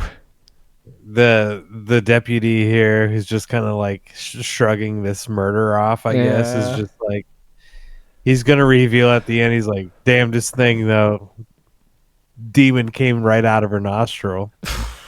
It was amazing. You should have been there. The person that was murdered by another little pipsqueak loser was Bianca Devins. Do you remember that story? She was considered, it was like whatever the media branded the E-girl murder, because she was like had an Instagram, and people just thought because she was like a mid-level, she was killed by a quote-unquote orbiter. But it wasn't really like that. So it's kind of the same way they branded Gabby Petito as down here on the left. Yeah. See, I mean, kind of, I guess, but oh no, this is what's similar. His name? This guy. What's your major malfunction, numbnuts? I don't think we need to know his name. He's a loser, and now my dog's having nightmares. I wish I had dog cam, because my dog's having some wild nightmares. You know when dogs like are dreaming with their eyes open? Yeah. Yeah, it's kind of fun. All right. Well, that exorcism didn't work. It's too bad. Well, we'll get him next time. That guy ended up doing like an Edmund Kemper kind of situation, Yeah, with the chin up. Yeah. Yeah, what a loser, right? Okay. Well, I guess while we're on the theme, like Easter, what'd you do for Easter? You got a basket, I heard. Yeah, I got a basket from Buckethead, and I've been wearing it around the house a little bit. Yeah. Okay. Oh, you got yourself a bucket there. My guy, your identities, your face is not covered. Yeah, is that cool? Well, it's kind of like I'm also like the guy from maybe the New Radicals or like Sum 41 or something cool like that. Both of those guys, incredible, right? Yeah, actually, you know what I did for 420 is went to a weed dinner. Oh, yeah, you were telling me about that. Well, how's that It's pretty go? cool. What was on the menu there? What were the courses? So the first one was a Jamaican beef patty, and then which was I think the best part of the meal, like of all the other ones. Like a jerk flavored or? Yeah, like a jerk beef, and then like the weed was in this sour cream or whatever, and then after, let's see, the next thing was a Dungeness crab and tomato curry. How do they weed that? They feed the crab a bunch of weed? It was in the rice. Oh, okay. All right. Okay. And then we had a break for a cucumber popsicle. And that one had no weed in it. All weed. Okay. The whole thing. And then the whole thing was just weeded out. And then let's see, the fourth thing was a roasted duck breast with a potato croquette, bok choy, and then the weed was in a gooseberry sauce. Sure. Okay. And then the last thing was probably like a dessert, I guess, right? The dessert. And it was a fresh sticky bun with coffee crisp and vanilla ice cream. And then there was a caramel syrup that had a little THC in there. Put your helmet back on. Let's see it, brother. Buckethead? Yeah, it's Buckethead, you bet.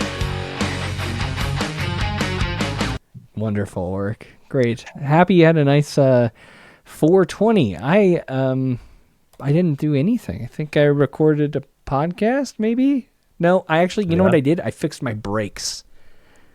I had been driving without them for a while. They were really fucked up. It was not good.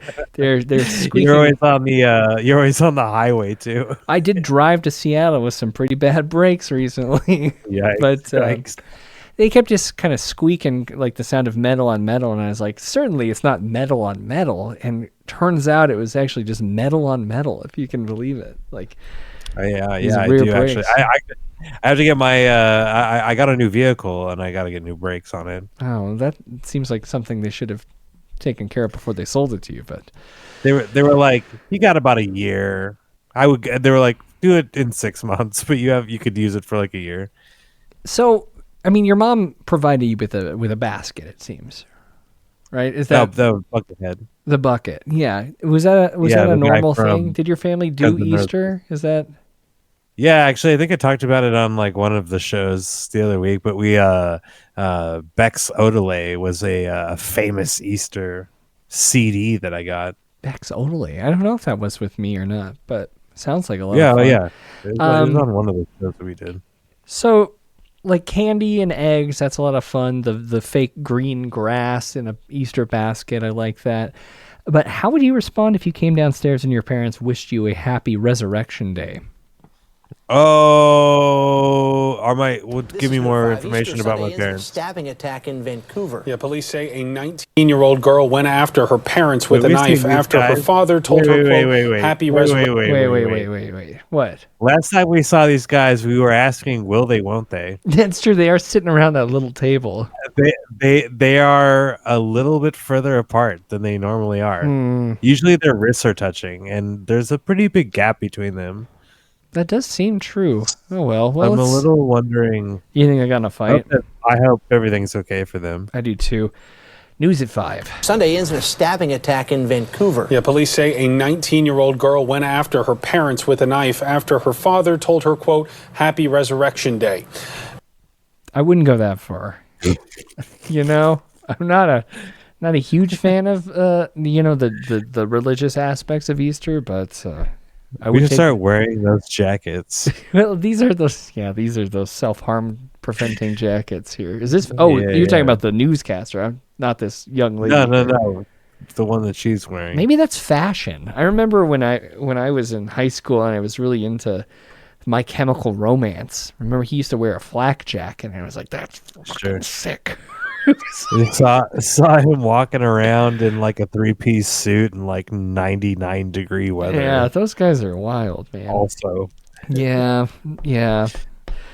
But maybe this is the new look. Not okay. All right. Okay. Mackenzie Hafer appeared in court today. According to her account in police documents, she responded that she does not believe in God, which sparked an argument with her father. She eventually said it back, then started cooking food, and when her mother asked what happened, another argument ensued, and Hafer threw her phone. When her father confronted her... Oh my God. She was mad. Her mom's like, what's wrong? And she's like... I don't believe in God. Just got upset. What happened? Another argument ensued, and Hafer threw her phone. When her father confronted her about that, she... Why'd you throw your phone? And he said, it sounds like this is all kind of reasonable. This person's having a bit of a tantrum, right? Well, God. Well, yeah, but then... About that, she allegedly stabbed him in the stomach with a steak knife and cut her mother's throat. Both parents are expected to survive. Hafer now faces 2 counts of attempted murder. Her bail was set at $500,000. She's due back in court next month. Yikes. Okay. So she really escalated very quickly. Yeah. So she's cutting her mom's throat and stabbing her dad in the stomach with a steak knife. Huh. But before that, they said, oh, hey, honey, happy Resurrection Day. And she's like, I don't believe in God. Yeah, just a teenager wigging. She goes and she's fuming in the kitchen, and her mom's like, what's wrong? And she's like, fuck you guys. Throws her phone. I got bad news, Byron. I just got a phone call. Oh, no. What is it? It's from the Pope. Oh, not the Pope. And you know what he's saying? This is our first client. Oh, no? What? This is? Yeah, she's 18. Don't worry.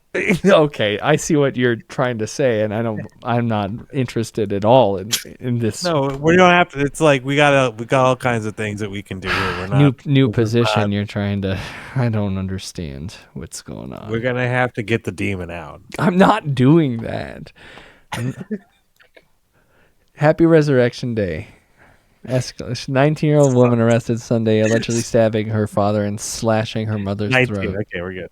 All right. Well. After when I was saying it, I was like, this might not be cool. Yeah. Well, I saved you. Yes. I saved you for reading that. Oh my God. When officers arrived, they found a woman later identified as Mackenzie outside of the home. She was detained without incident and put in the back of a patrol car. Read her Miranda rights. It was that whole Resurrection Day thing. I'd say just like let it roll off your back. If someone tosses me a Merry Christmas, I don't get fucking pissed and stab someone, right? Like, I don't know. I mean, that's the demon, and we have to talk to the demon. It's enough of that. Whatever you're trying to do, I'm not going with this anymore.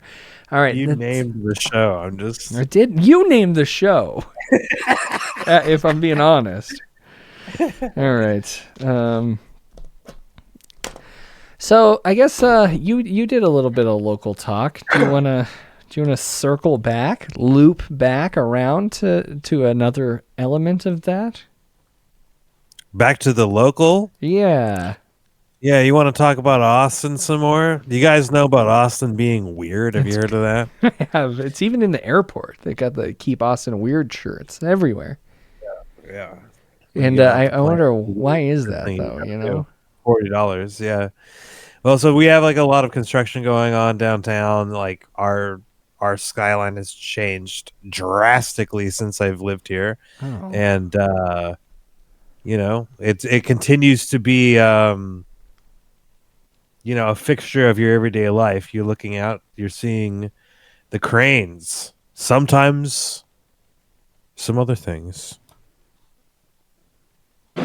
This video of a man swinging from a construction crane high above downtown Austin was recorded by Jack Zimmerman Sunday morning. Zimmerman was in a high-rise across from a building known as the Republic. Wait a second. Work crews were back Monday at the 48-story building. The video from Sunday was posted on a social media site and quickly went viral. Among those who viewed the post was Eric Tucker. I thought that was pretty crazy. I thought maybe it's a new form of base jumping. Do you think it was real? No, I thought it was AI. But then again, I don't know. It's just crazy people. I'm glad they clarified. I saw a video AI. online. I thought she thought it was like real life AI because she is there in the city of Austin. But wow, it looks like for folks just listening, there's a man swinging in a circle from the it's not the rope, it's the crane. It's like it would be the heavy part of the wire, crane. I guess. Right? Yeah. Do you think he did they explain how he got the momentum? Did he jump from the building and kind of like swing out? I don't know. Or do you kick his legs? Do you remember when you were a kid, you had to kick your legs to try to get the swing going, you know? Yeah, get the momentum. I still got to kick my legs if I'm trying to get the momentum. Well, yeah, you don't do like a jump start or anything, but yeah, that's wild. I usually run into it. You do a running jump into it, yeah. It's been a while. Run into it and then like jump onto your belly kind of. Oh, Superman style. Yeah. Hold on tight. But then again, I don't know. It's just crazy people nowadays. Several people were in Republic Square Sunday and witnessed the stunt. I could not watch after I saw him dangling there because I thought he was going to cut the cable or whatever. Wait, why would you? That's like he's God. having some catastrophic thinking here. He thought that the person on the Greg here. He couldn't watch. It looks like he's seen some shit, man. I guess, yeah. In his head, he's like, if I was up there, he's like, knows? just like terrified look on this man's face. Yeah. You just thought he was going to jump? Yeah, I did. The man made several wide swings from the crane. If you How look did he get close, a selfie stick appears to be in one of his Oh, hands. okay. And on the crane's arm, there appears to be a second person watching. Busted. As the man swings below. I want to know how he got up there. I mean, and did you see the selfie pole too? Right. I want to see his perspective. There have been other cases of crane climbing in Austin back in September of 2023. First responders brought a man down from a site along 6th Street. A year earlier, at the Republic site, a man was arrested and charged with trespassing. Sunday's incident may be a familiar criminal act, but it was still frightening for those who gathered around a nearby coffee shop. It was crazy. We were all very scared, just staring up there the whole time, worried he was going to fall, but... It seems like he kind of knows what he's doing, you know? A little bit with the selfie stick, yeah. Yeah, it seems like these guys are pros, and I can't wait for that footage to come out. They're definitely getting arrested, right? Maybe we'll never know. Oh, we'll have to do. Maybe he's from Australia. We'll have to do an update. You think they fled the country after this? Could be. I'd get out of there, man. Yeah, I guess that's probably. I like those fridges are up. That's They're not so down, cool. they're I was up. thinking the same thing. like so we're that. looking at the background of Adrian's coffee shop here, and they not only do they have speakers mounted on the bottom of that, or those drink cups. Either way, Maybe, yeah. very convenient the way that these the milk fridges are mounted to the ceiling. Yeah, Never yeah, seen anything hanging like out. that before. Pretty cool. Wow. Good thinking, guys. Well, that's your current stomping grounds. Yeah, I can see the cranes from some places. So this is going to be a bit of a journey. No, wait. Did you do see the cranes from your current location? Oh yeah. Yes. I haven't been to your where you're living right now yet. Yeah, you got sat on this orange couch behind I me. can't wait. I'll have to fly in and check it out. It looks very comfortable next to the sample pad and the WWE replica belt. Yeah. WWE, is that right? WWE, yeah. So 2 weeks ago, an 82-year-old woman went missing, and we're going to follow this whole story because this is it's kind of wild. With each passing day, a Tenino mystery deepened. The folks on Military Road wondering what happened. Can everyone hear still? Okay, good. My mixer on my Streamlabs actually stopped showing up for a second, though. All right, back to this. With each passing day, a Tenino mystery deepened. The folks on Military Road wondering what happened to their neighbor. Marsha Norman, and she lives 2 houses away, and has been missing now for a week, and nobody's heard from her. So, Cindy Roush lives a few doors down. She always seemed really sharp to me. Not the type of person that would forget things or wander off. The Thurston County Sheriff's Office says 82-year-old Marsha Norman had dinner with a local handyman on April 1st. She hasn't been seen since. No joke. April 1st, it was that was the date. So Marsha Norman, she disappeared under suspicious circumstances after her dinner with this handyman friend of hers. His name was Jeffrey Zizz, Z-I-Z-Z. Very interesting. The last person to see her before she went missing. That man, Jeffrey Zizz, is now described as a person of interest in the investigation. One day I had some mail that was delivered to my house that was Marsha's, so I walked it down there. He was actually in the garage. He was a handyman that she hired. I was able to tell the police that I knew he drove a red truck. Investigators questioned Zizz, but earlier this week, they say he left the state for Montana. He's been arrested for an unrelated incident there and has not been charged in connection to Norman's disappearance. That's where I'm at. What the hell? Uh-oh. Yeah, it turns out Jeffrey Zizz. Yeah, it turns out they arrested Jeffrey Zizz in Missoula. I wonder if I can see his arrest. I don't think it was unrelated, though, from what I know. He was arrested by police officers and SWAT on the 3900 block of Brooks. Let's see how close that is to me.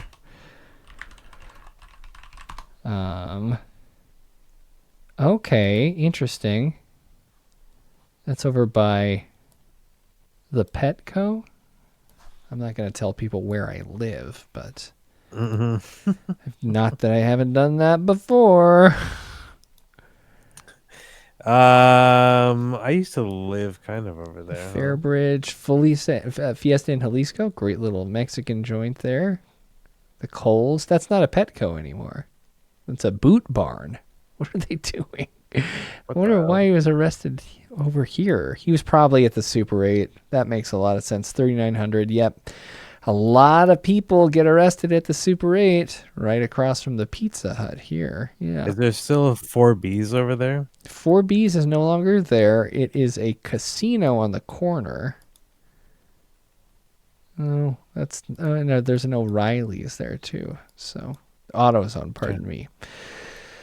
However, yeah, someone actually got shot to death at this. Now it's not a Super 8. The Super 8's behind it. It's a Studio One extended stay. So that's probably where he was. That's where he's arrested. Hanging. Yeah, not hanging and chilling. Yeah, they're saying, oh my God, they use a flashbang on him too to take him into custody.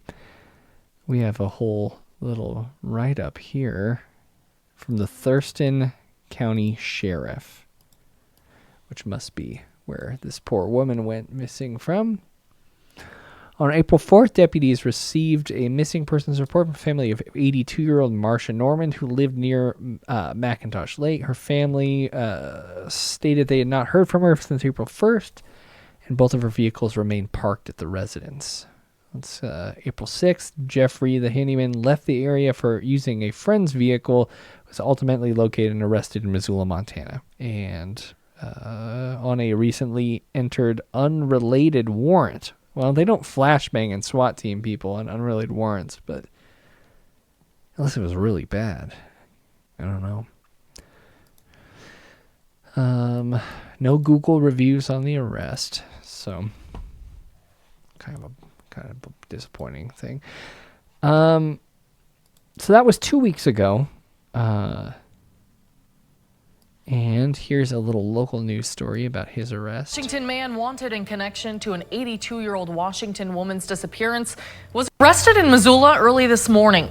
47-year-old Jeffrey Cayenne Ziz was arrested on a fugitive charge just after 1 in the morning. Ziz is on parole from a prior conviction and violated his conditions of release by fleeing from the Department of Corrections out of the state of Washington. He looks a lot different than he did in his other picture, right?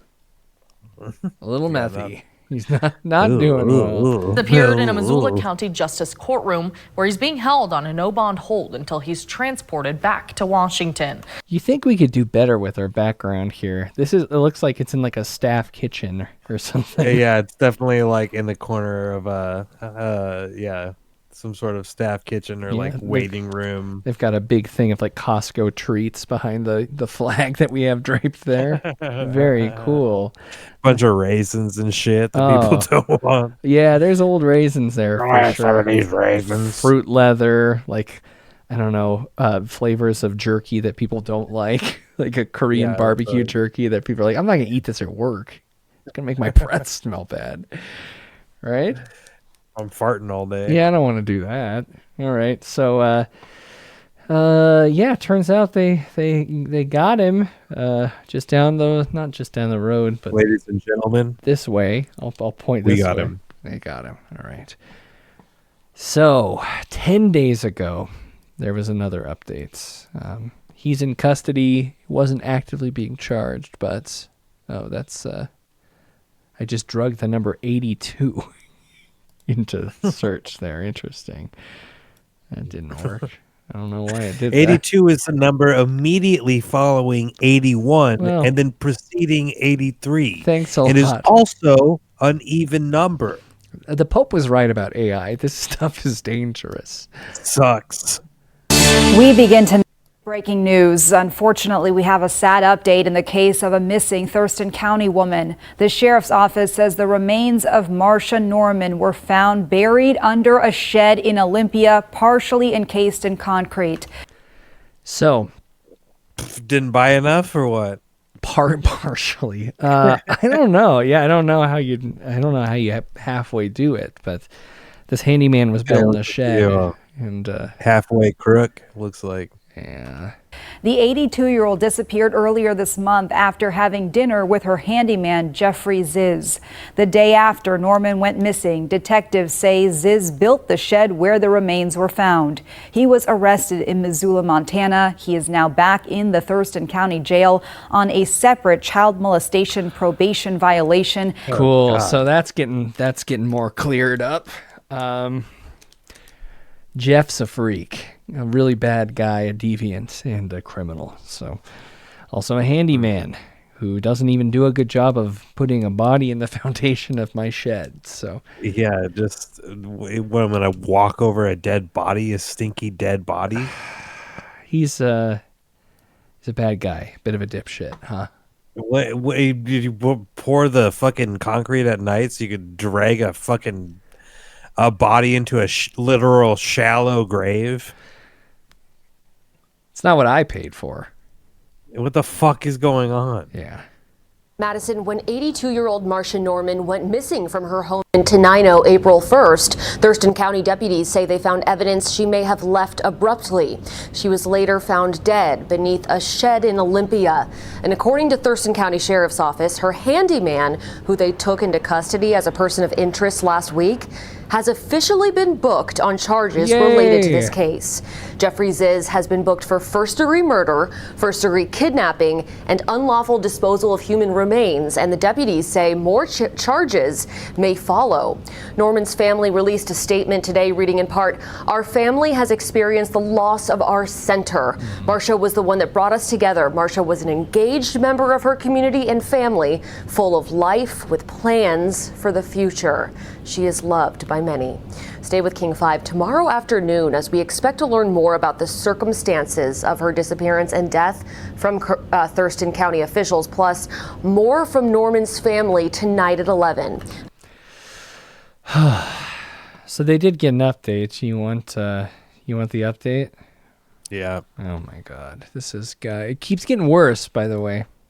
Maddie. Yeah, Madison, tonight's development involving this man brings the woman's family one step closer to closure, despite their unimaginable loss.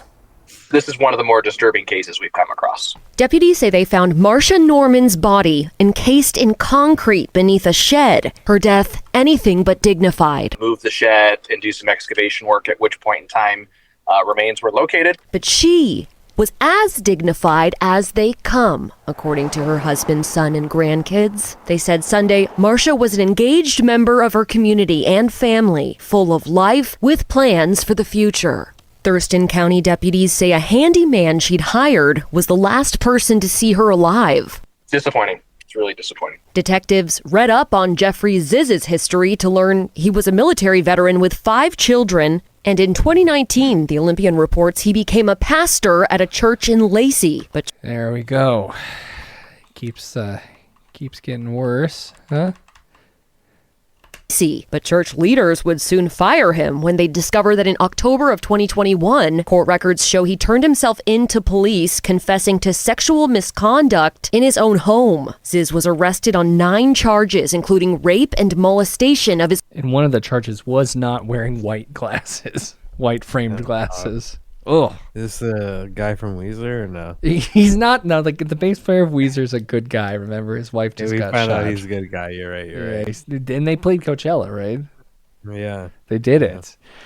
Now they're doing Riot Fest also. Oh wow, they're making the rounds. Did anyone follow up on that story? I don't think we did. It's been 2 weeks since the Weezer bassist. I haven't seen anything new about it. I kind of was like keeping my eye out for it. Oh, interesting. 5 hours ago, chaos and confusion before Weezer's bassist wife was shot. We might have body camera footage. Okay, 4 hours ago, we have a breaking update that we'll get to, but not right now. Get up, boom, boom. Get up, boom, get better. His own daughters. Months later, a judge charged him with 6 of the crimes. And in October of 2022, court records show he pleaded guilty to 3 of the charges, including molestation, and that he was sentenced to jail. But due to something in state law called Special Sex Offender Sentencing Alternative, Ziz was released after just 11 months on... It's for special sex offenders. Alternative. Awful. You get to go to alt jail. You get to go back home? Several conditions, including that he'd attend treatment. Do you feel that there is a bigger picture? What they're getting so creative with local news.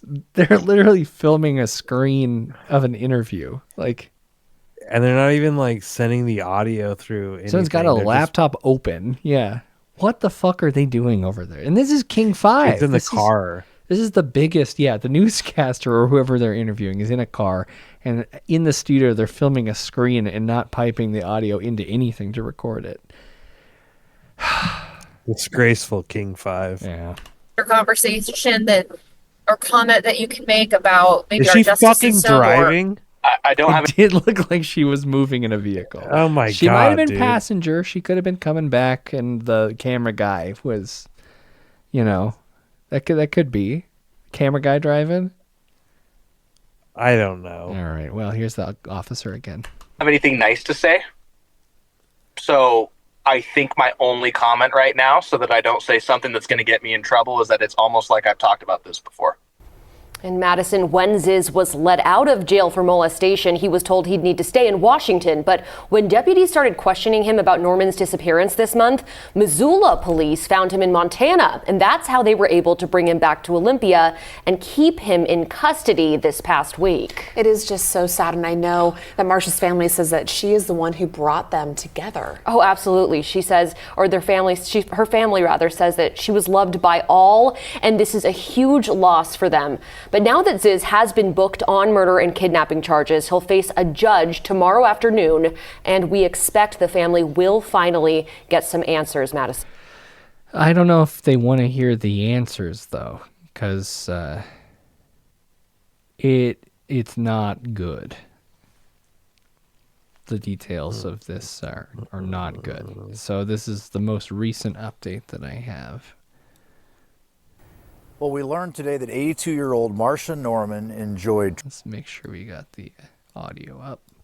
...traveling, quilting, and making fruit pizzas. Wait, what's a fruit pizza? Like a dessert pie? I mean, I like dessert pizza. It's been a long time since I've been to like a pizza buffet where something like a dessert pizza. Where they got the little cinnamon sugar joint on there. Those little are apples or underrated. something. Yeah, those are fun. Fruit pizza, though. Oh, wow. What's These are beautiful. I'm trying to think of the last time I was in Missoula, we got some it was like a fruit pizza. I don't know what it's called. I feel like this is a different thing. But you this cut is it's got like a little frosting on it, but Sure, then it a also little- had it's like a strudel. little fruit joint on there too. Yeah, I feel like the crust is made of biscuit in those situations. It wasn't a tart. It was like a big circle, and you Wow. like slice pieces off of it like a pizza. Well, sounds like she was really good at making them. Martha was. We also learned that in the final hours of her life, she was injured by a nail gun and hit repeatedly, possibly with a piece of lumber. Fuck, dude. Yeah. Everyone who knew Marcia loved her and laughed with her. Her family says Marcia Norman considered her handyman, Jeffrey Ziz, a friend. Ziz is now accused of beating the 82-year-old woman to death over several hours. Thurston County Coroner Gary Warnock called it the worst case he's ever seen. We see and witness many things, and this investigation is one you cannot unsee. According to detectives, the two had dinner at Norman's Tenino home April 1st. Days later, family reported her missing. Investigators say Ziz changed his stories about what happened after that meal, and detectives say a week later they found Norman's remains encased in concrete under a shed Ziz built for a different client. Court paperwork revealed an encounter between the two months ago. This is where it gets even worse. It just won't stop. I mean, so far, yeah, he's a child rapist, pastor, who, I mean, he had most certainly killed this woman and apparently beat her to death with lumber and tortured her with a nail gun. But it turns out a couple months before that... According to Thurston County detectives, Norman was startled by Ziz in the middle of the night when she was sleeping and awoke to him standing at the foot of her bed. M.A.N., Norman's initials, stated that she told Ziz that it was inappropriate for him to be there and that he needed to leave. In the course of their investigation, detectives say Ziz told them he rubbed her shoulder, wanting to speak with her. Ziz stated Norman told him to leave. Ziz told detectives that he did have thoughts about Norman romantically. Want to know what they found in his apartment, though? And while searching Ziz's residence this month, detectives seized a 5-page typed letter. The letter appeared to be a meticulously planned out burglary sexual assault of an adult woman identified as customer. I think that her injuries could be consistent with torture. County Prosecutor John Thunheim says Ziz will be charged with premeditated murder in the coming days. While Norman's family did not want to be identified in court, they sure wanted Ziz to hear from them. Marcia was a woman who was vibrant, full of life, and full of plans for the future. And she impacted more people than we even knew. The family requested the Thurston County judge hold Ziz without bail, and that's exactly what has happened. When he was arrested last week, he was in Montana. Ziz was not supposed to leave the state of Washington because he currently is on probation for past child molestation charges. That press conference happened just about an hour ago. If you'd like to watch it in its entirety, we have the entire recording. You want to watch the whole thing, or do you just want to say... The whole thing. No, I think we're done. I think we can't. I mean, I have the full press conference. This is just a horrifying story, and of course, Mr. Ziz is our sicko of the week. Sicko of the week. Nebulizer. Yeah, I see what you're doing there. Yeah, you've got asthma issues. Yeah. All right. Yes. Just a fucking nightmare situation That's that gonna make me cough. Yeah. spiraled. Just continued to spiral out over the past 2 weeks. I wanted to go over a brief timeline of what happened so that people can start to plug in coming out some of the reasons that thing happened and how quickly this case moved. Yeah, sorry, I can't on April stereo 1st, that. Marcia Norman had dinner with her handyman, Jeffrey Ziz, who was the last known person to see her at that time. There was a delay in reporting. However, on April 4th at 13:48 hours, patrol deputies were dispatched via Marcia's neighbor and her son to the residence under suspicious circumstances of a missing person. On April 4th at 18:57 hours, detectives were requested to respond just a few hours later after the circumstances at her residence were not adding up. At 07:30 hours the next morning, detectives came back to the house and began investigating and securing some areas of interest. And also detectives interviewed Jeffrey the first time that basically detectives worked into that night, basically. So the first night they came out, they conducted some interviews. Jeffrey was cooperative at that time. In that interview, you'll see the probable cause statement. He actually had a number of answers that made sense during the investigation. I feel like we don't need to listen to 20 minutes of them describing this. Do you want to put my ass to sleep? Yeah. Well, you actually did you fell really quick there after the nebulizer. Yeah, he interesting. Started wooing me out of there. I mean, there's no part of me that doesn't believe that if he would have gotten away with this, that he would have done it again. Like, and then maybe maybe he already did do it, like maybe there's other people in the Pacific Northwest that we could attribute to some sicko handyman taking this guy advantage. Building sheds in your backyard. Maybe people got to look around. Well, remember, just down the street, they found a shed with baby bones and teeth in it. Remember that? It was like 3 years ago, just across the street here. But man, speaking of pigs, is that where you want to go? All right. Interesting. Something you don't hear often. An Ohio woman found dead on her front porch on Christmas Day, killed by pigs. Oh, so this is one we missed from doing a little recap here. We missed this in December, huh? Doing a little back pedal. Oh, wow. This happened about 30 minutes east of Columbus in the town of Pataskala. Now, police say they were called to do a welfare check on a 75-year-old woman after she didn't show up for a holiday celebration. But police say when an officer arrived on scene, he saw a large pig enter the area. They found out the animal belonged to a woman next door and told the woman to quarantine the animals until further notice. These pigs ate the woman? The pigs ate the woman. God. It was pretty crazy wild because there's not just wild pigs roaming.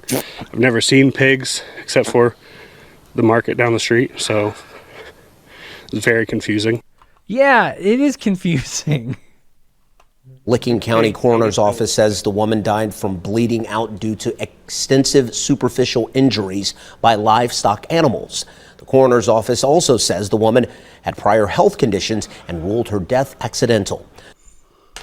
Or murder by a pig, right? Like the roaming pig gang got her ass. Oh my God. AB in the chat said, why wasn't he arrested and in jail for the break-in? That's a great question. It sounds like then we're talking about the woman. What was her name? Was it Martha? Is that right? I feel like I'm stereotyping old people.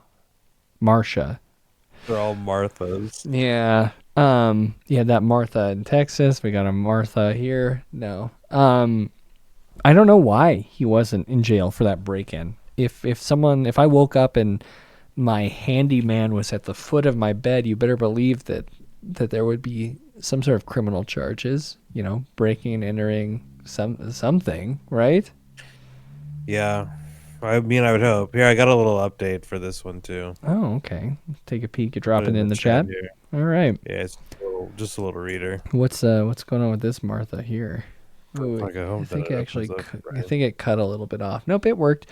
Ohio woman to pay fine after neighbor mauled to death by her pigs on Christmas. Uh-oh. Now we know who the pigs belong to. An Ohio woman will pay a fine after at least one of her two pigs mauled her 74-year-old neighbor to death on Christmas Day. Oh, just a fine? A woman pleaded guilty, no contest, on Tuesday to one count of animals at large. Wow. I was unaware that was a thing.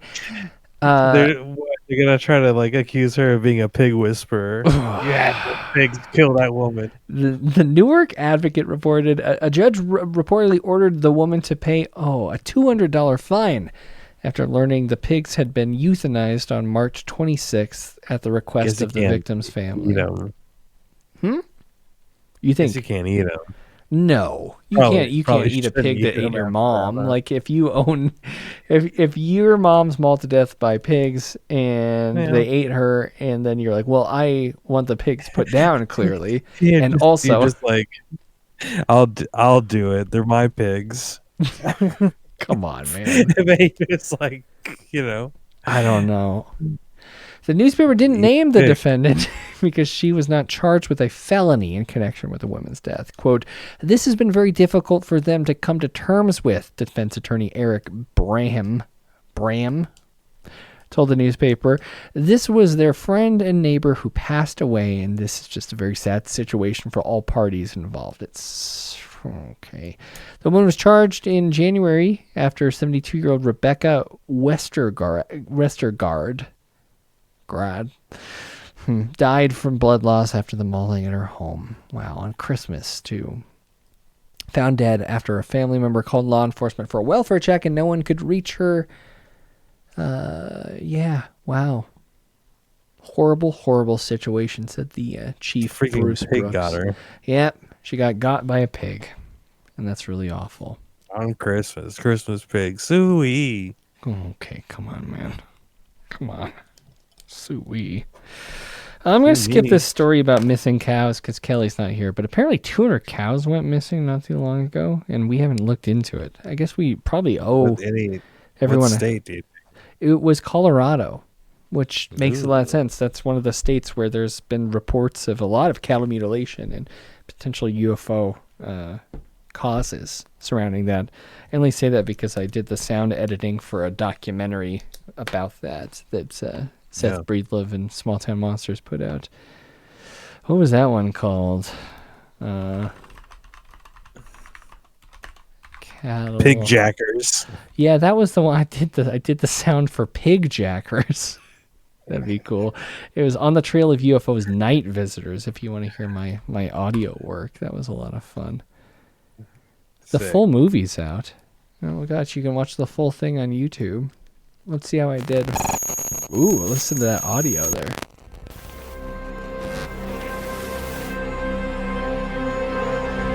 I did the sound design. Those are my flies. You recorded them live? Yeah. No, I didn't. Can you hear the wheels? The tires? You'd think I would have faded that in, but okay. Ooh, there's...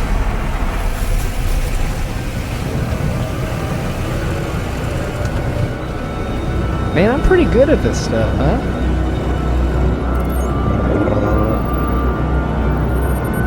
Blink on.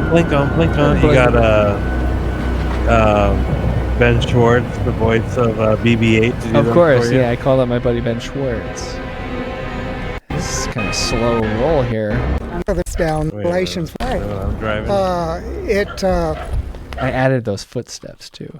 I had to do a lot of this. It was a disaster project. Thanks, Seth, though, for the opportunity.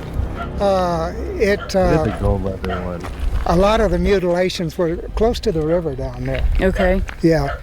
Yeah, go check out that movie. It's a lot of fun. I used the little fly buzz. Yeah. And footsteps. Oh, did you edit the gold leather audio for that music video? Yeah, just the intro. It's a lot of fun. I think I'd like to end tonight's show, period.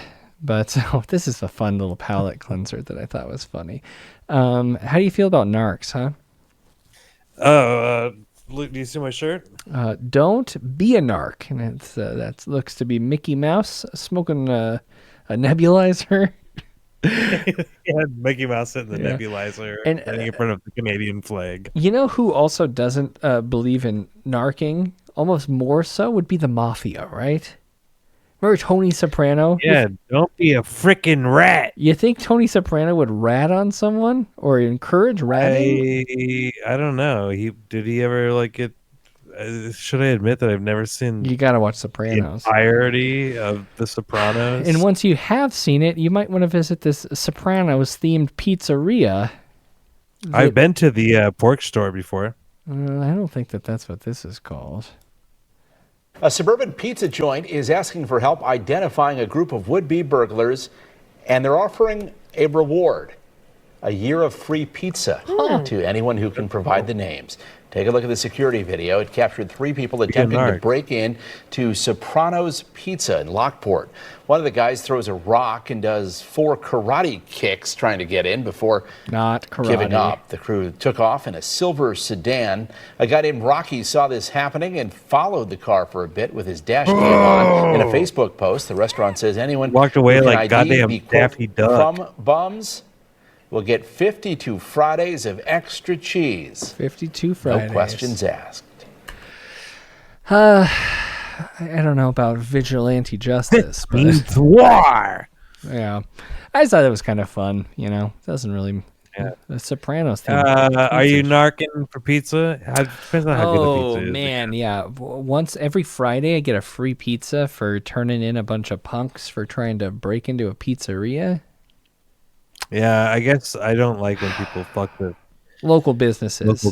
Especially not pizzerias. Yeah, I think I would narc.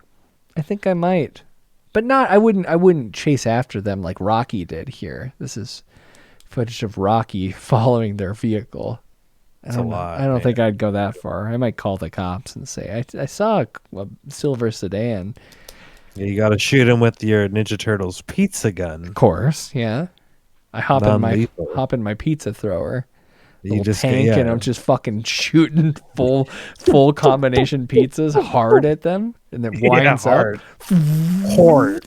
Remember how it used to take a second to get back up to speed? Oh yeah. Yeah, the pizza thrower toy. That was a lot of fun. Opposite of that, though, if you are living in the Northeast, I mean, I want to know what's going on up there. Seems bad. Seems like potentially there is a serial killer on the loose. Rumors of a New England serial killer are swirling online, and some people are speculating that a body found in Springfield earlier this week could be connected to others found across the region. 22 News reporter Julia O'Keefe is live in studio with what forensic experts have to say.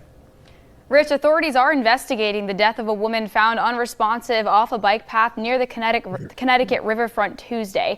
Now, this woman's name and age have not been released, but her death follows 7 others between March and April in Massachusetts, Connecticut, and Rhode Island. 7 others. Human remains, mostly female, have been found in New Haven, Connecticut, Norwalk, Groton, and Killingly, Foster, Rhode Island, Framingham, Plymouth, and now Springfield.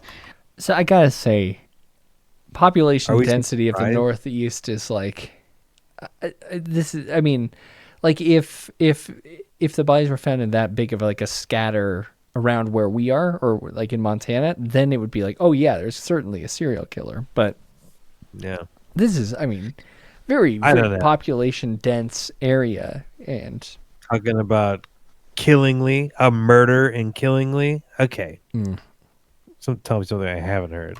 Authorities have not announced any connection between the deaths, and Dr. Peter Valentine from the University of New Haven says there is not enough known physical evidence to link them. We really want to be careful about how we interpret the value of the forensic evidence that we... Wait, what? What are you making fun of Peter? No, it's just the smiley face murders again. It is kind of the smiley face murders. It's a little bit like your Austin situation, which I did look into before pulling this story together. It seems like it's been like 8 months since a body has showed up in that water that we were talking about. No. It's been like 3 weeks. Oh, fuck. And they actually just saved somebody out of there like 2 weeks ago. They pulled somebody out. They didn't die. Oh, okay. But they were able to pull them out. Were Seems like it they- just kind of like happens in that spot, and it's like But were they always in drunk? the same spot. No, this last one I think it was like a daytime. Somebody, I think maybe it was like a I don't know. Somebody was down there, like maybe bathing themselves a bit. Okay, and, maybe an they got unhoused carried situation out. there. Yeah, I think that might have been something like that. But yeah, they got him out, thankfully. that's good. Well, I hope that there's no active serial killer stalking, men in their early 20s, early to mid 20s, killing them, because of course we can't have white men in their early to mid 20s dying at the hands of serial killers. That would be That's such a right. tragic thing to happen. Not saying that any death is good, but I feel like the victims have generally not been, young white men. But no, all right. Yeah. The forensic evidence that we're recovering, and that tends to be the most difficult thing, is not to overinterpret the evidence that we recover. Initial rumors spread through a New England serial killer Facebook group where users say these remains could indicate a serial killer. But experts say just because victims were located at the same time does not mean they died at the same time or the same way. That has to be the laziest armchair detective work ever. In the serial killer Facebook group, that's where they found the information about these serial killer rumors? Be. It could be. Maybe. Oh, gosh. Well, I feel like the rumors kind of continue to spin out a little bit here. Speculation rampant on social media. You heard him. Human remains recovered across Connecticut and neighboring states over the past 2 months are resulting in rumors running wild online and people wondering if there is a serial killer in southern New England. And that speculation causing one police department to clear the air on its case. Matt McFarland, your reporter covering New Haven County. He is live outside New Haven Police Headquarters with the details on this. Matt.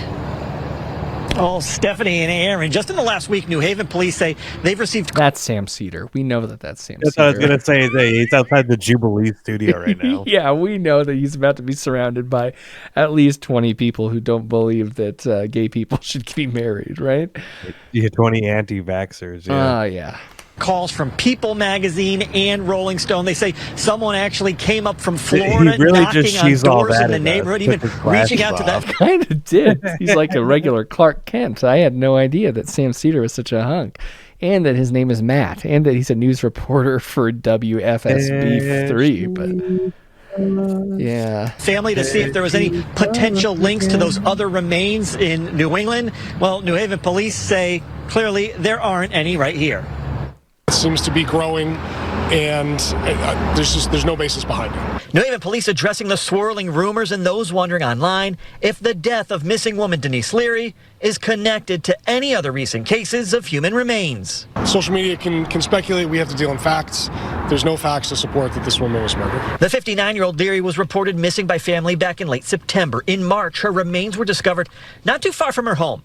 But over the past 2 months, speculation has grown online of a southern New England serial killer, with police in Connecticut, Massachusetts, and Rhode Island investigating 8 different discoveries of bodies or remains in March and April. The Connecticut State Police is heading up a case in Danielson, telling Eyewitness News this investigation remains active and ongoing. There is no information at this time suggesting any connection to similar remains discoveries. No one should jump to conclusions as to what may be going on here. J. Paul Vance? Maybe go by your full first name at this point, huh? J. Paul. I don't know. J.P. Vance, maybe? I mean, you don't want to get confused and fucking kill the goddamn Pope. Yeah, there's a dentist on my J.P. Vance. No, I have a jogging loop where I run by this dentist office where the dentist is David Duke. And I'm like, man, you gotta not go by that. Like, go by your middle name. And he's like, one of us is gonna have to change, and it ain't gonna be me. Yeah, one of them's gonna have to die first, I guess. It's not good. All right. Paul Vance, a retired state police lieutenant and WFSB's law enforcement analyst, says agencies share information comparing any similarities. If it reaches a point where you need to be concerned, they're going to let you know. And these are difficult cases. I'm not going to say they're not, especially, when you get 2 or 3 in the same, similar area. As for New Haven, Officer Christian Bruckhart, the department spokesperson, says while the medical examiner fake Sam Cedar here, and he's just doing this, Zoom meeting in his car, and it's like you can't really turn like the AC on. I might have missed that. Is he sitting in his car? He's sitting in there talking to JP Vance. Oh gosh, yeah, on his computer. I gotta say, I feel like I give local newscasters a lot of shit on this show, but they're hustling, man. Like, they're doing the best they can with the resources they have. Yeah, they're certainly not getting funding. So, I'm not going to say they're not, especially when you get 2 or 3 in the same similar area. As for New Haven, Officer Christian Bruckhart, the department spokesperson, says while the medical examiner listed Leary's death as undetermined, the autopsy showed no signs of foul play. To the people who are avidly investigating, we're hiring, and feel free to come apply. I get that there's a sense of wanting to investigate or interest from social media or online, but this woman had a family. She was loved. This is as if Matt Damon and Ben Affleck were one guy, right? And we, the family needs time to grieve. The picture that they used of like those 3 ladies in the middle there, like, I think that's all the same person. It's like, it really? I think it is, yeah. Like the middle one is like very she was no interest. I get that it's that's all Denise Leary. Oh man, why did they do that to that photograph? The one that's like Simpsoned. Yeah. It's fucking Tatiana. The color's not good. The She-Hulk. Yeah. And Vance says if you have any information, no matter how old it is or how small it is, they say just give it to police, let them know, because it can't help in any of these cases. Your reporter live in New Haven, Matt McFarland. I gotta get back in there, Matt. Debating LSR. Yeah. Thanks, Sam and Matt. So I mean, who knows what's going on in New England? We might there might be more information later that comes out that says that there's an active serial killer out there. It reminded me of one serial killer case that I talked about. It's the most recent Byron serial corner, I think, when I did the shopping cart murders, and I was like, I wonder how that resolved. It turns out he went to trial in January, and it only took 30 minutes for them to decide that he was guilty. So he was sentenced to... What's the picture they're using for guilty on Wikipedia? Oh, interesting. Very cool. It is the Orestes Pursued by the Furies. Yeah, by John Singer Sargent in 1921. Wow. Look at those snakes on the back of the guilty man. Look at them Furies. Wonderful stuff. My gosh. Like Disney's Hades. Y'all, it's been a great time, I don't know, talking through this and, mourning, of course, the loss of the Pope. Oh, Pope. Yeah. We're going to miss you, old weird freak. Yeah. Release them documents. Let's release the UFO documents. I want to know pretty much all about the documents. All of the documents. And we appreciate our new assignment. We will do our best. Yeah, okay. Well, appreciate all the folks who watched us live, who are listening now, who made it this far. Jared, I appreciate you even. Thanks so much for doing I appreciate this. you. I got my bucket. Oh, bucket heads on. Until next episode of Casual Frightday, though, however, we're gonna shut down. We'll see you next time. I want you to take care of yourself and stay scared. Speaking of scared, you ever heard one of the... You've been listening to an Audio Wool original, produced by Byron McKoy. Theme music is provided by Yawns. For more programs like this, visit audiowool.co.